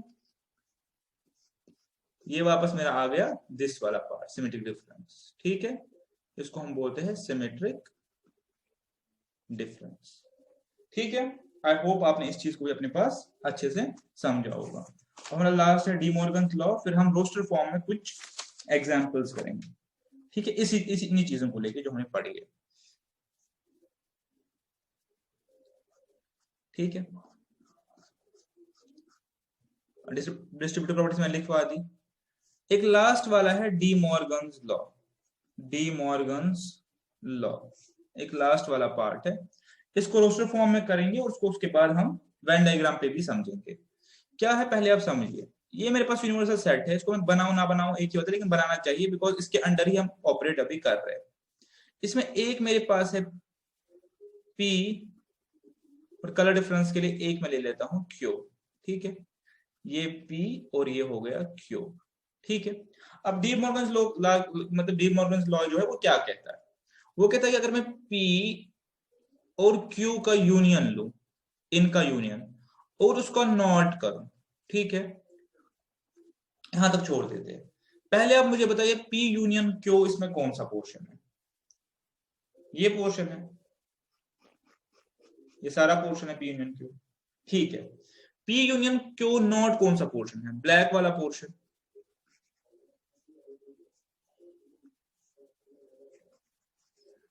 ब्लैक वाला पोर्शन, तो जो भी मैं ब्लैक से मार्क कर रहा हूं मेरे पास P यूनियन Q नॉट है। P यूनियन Q आपको पता है कौन सा है? नॉट का मतलब belongs to universal set but does not belong to P union Q, वही मतलब हो गया इसका। P यूनियन को नॉट, इसको मैं लिखना भी चाहूँ एक और तरीके से,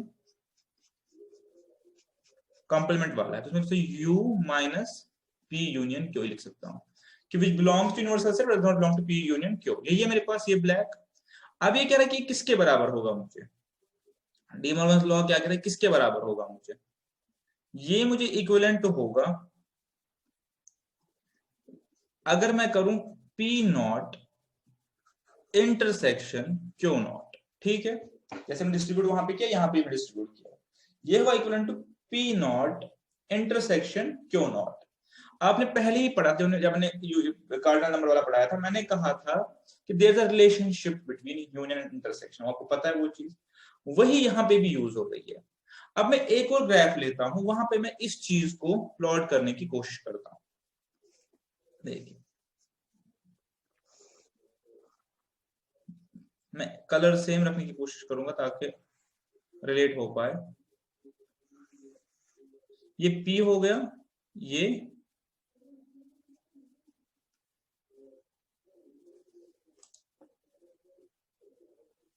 P हो गया और एक Q हो गया। अब ऐसा देखेंगे, ये मैंने बना दिया यहाँ पे P यूनियन Q, मेरे पास ये वाला पोर्शन है और नॉट जो बाकी सब है, P union Q not black में लिखा। अब P not intersection Q not, सबसे पहले आप P नॉट को प्लॉट कीजिए। P नॉट मैं ब्लैक से करता हूं। P नॉट मतलब क्या है, which belongs to universal set but P में बिलोंग नहीं करता।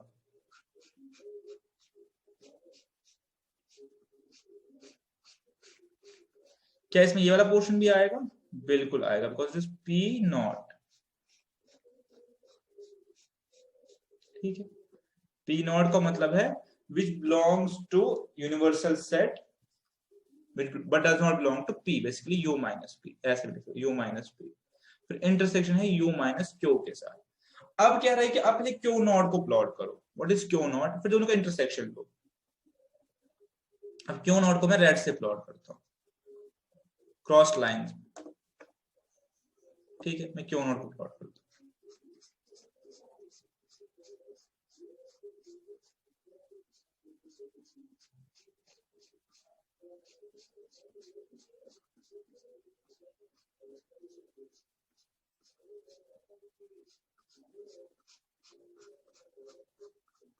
Q नॉट में ये भी आएगा, हाँ आएगा।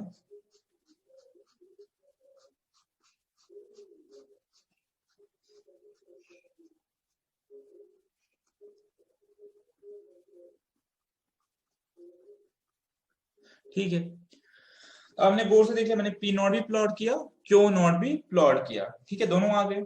अब देखिए, अब मुझे P नॉट और Q नॉट का इंटरसेक्शन चाहिए, कॉमन चाहिए। मेरे पास कॉमन कौन सा होगा? कॉमन वही होगा जिसमें रेड और ब्लैक दोनों लाइंस मेरे पास है। तो जो मेरे पास रेड और ब्लैक वाला पोर्शन है, रेड एंड ब्लैक, वो मेरे पास ये पोर्शन है।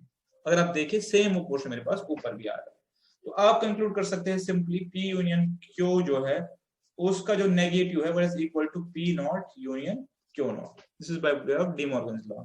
और सिमिलरली सिमिलरली आप बोल सकते हैं P इंटरसेक्शन Q को नॉट। अगर आप ये भी आप करना चाहे तो आप कर लीजिएगा खुद प्लॉट करके, ये मेरे पास प्रूव हो जाएगा इससे। अब हम रोस्टर फॉर्म में इसको एक बार करेंगे और अपने इस सेट्स वाले पार्ट को कंक्लूड करेंगे। एक्सरसाइज 7A जो है 7A ये आपके कंप्लीट होमवर्क है। इसके सारे क्वेश्चन बहुत इजी है और वो आप खुद सारे क्वेश्चन कर सकते हैं, ठीक है। ये वो इसमें मुझे नहीं लग रहा कोई क्वेश्चन आपसे छूट जाएगा। अब हम एक बार रोस्टर फॉर्म में इस चीज को एक बार देख लेते हैं, बट लेंगे रोस्टर फॉर्म में कैसे मैं आपको बताऊंगा। आप ले लीजिए एक सेट A और एक सेट B, इसमें एलिमेंट्स दीजिए 0, 6, 8, 2, 4, ये अलग अलग है, 1, 3, 5, 7, 9, दिस इज U। अब मैं आपके साथ लिखता हूं पहले यहाँ पे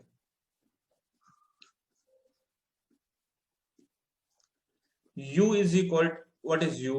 1, 2, 3, 4, 1, 2, 3, 4, 5, 0 भी है, 0, 1, 2, 3, 4, 5, 6, 7, 8 और 9, ये U हो गया, ठीक है। अब आप मुझे बोलिए व्हाट इज A नॉट। मेरे पास A नॉट क्या होगा इसमें, ठीक है, which belong to universal set but does not belong to A। तो आप बोलेंगे 1, 3, 5, 2, 4, 7, 9, ठीक है। व्हाट इज B नॉट, तो मुझे चाहिए मुझे निकालनी ही है।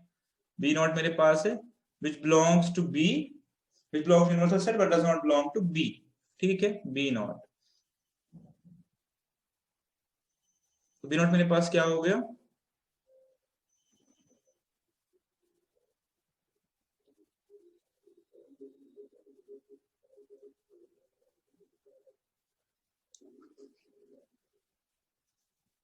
A नॉट मेरे पास क्या है, which belongs to universal does not belong to but does not belong to A, 1, 3, 5, 7 और 9, that is it, ठीक है। Similarly B not universal set में होंगे, B में नहीं होंगे, हो गया 0, 6, 8, 7 और 9, ठीक है।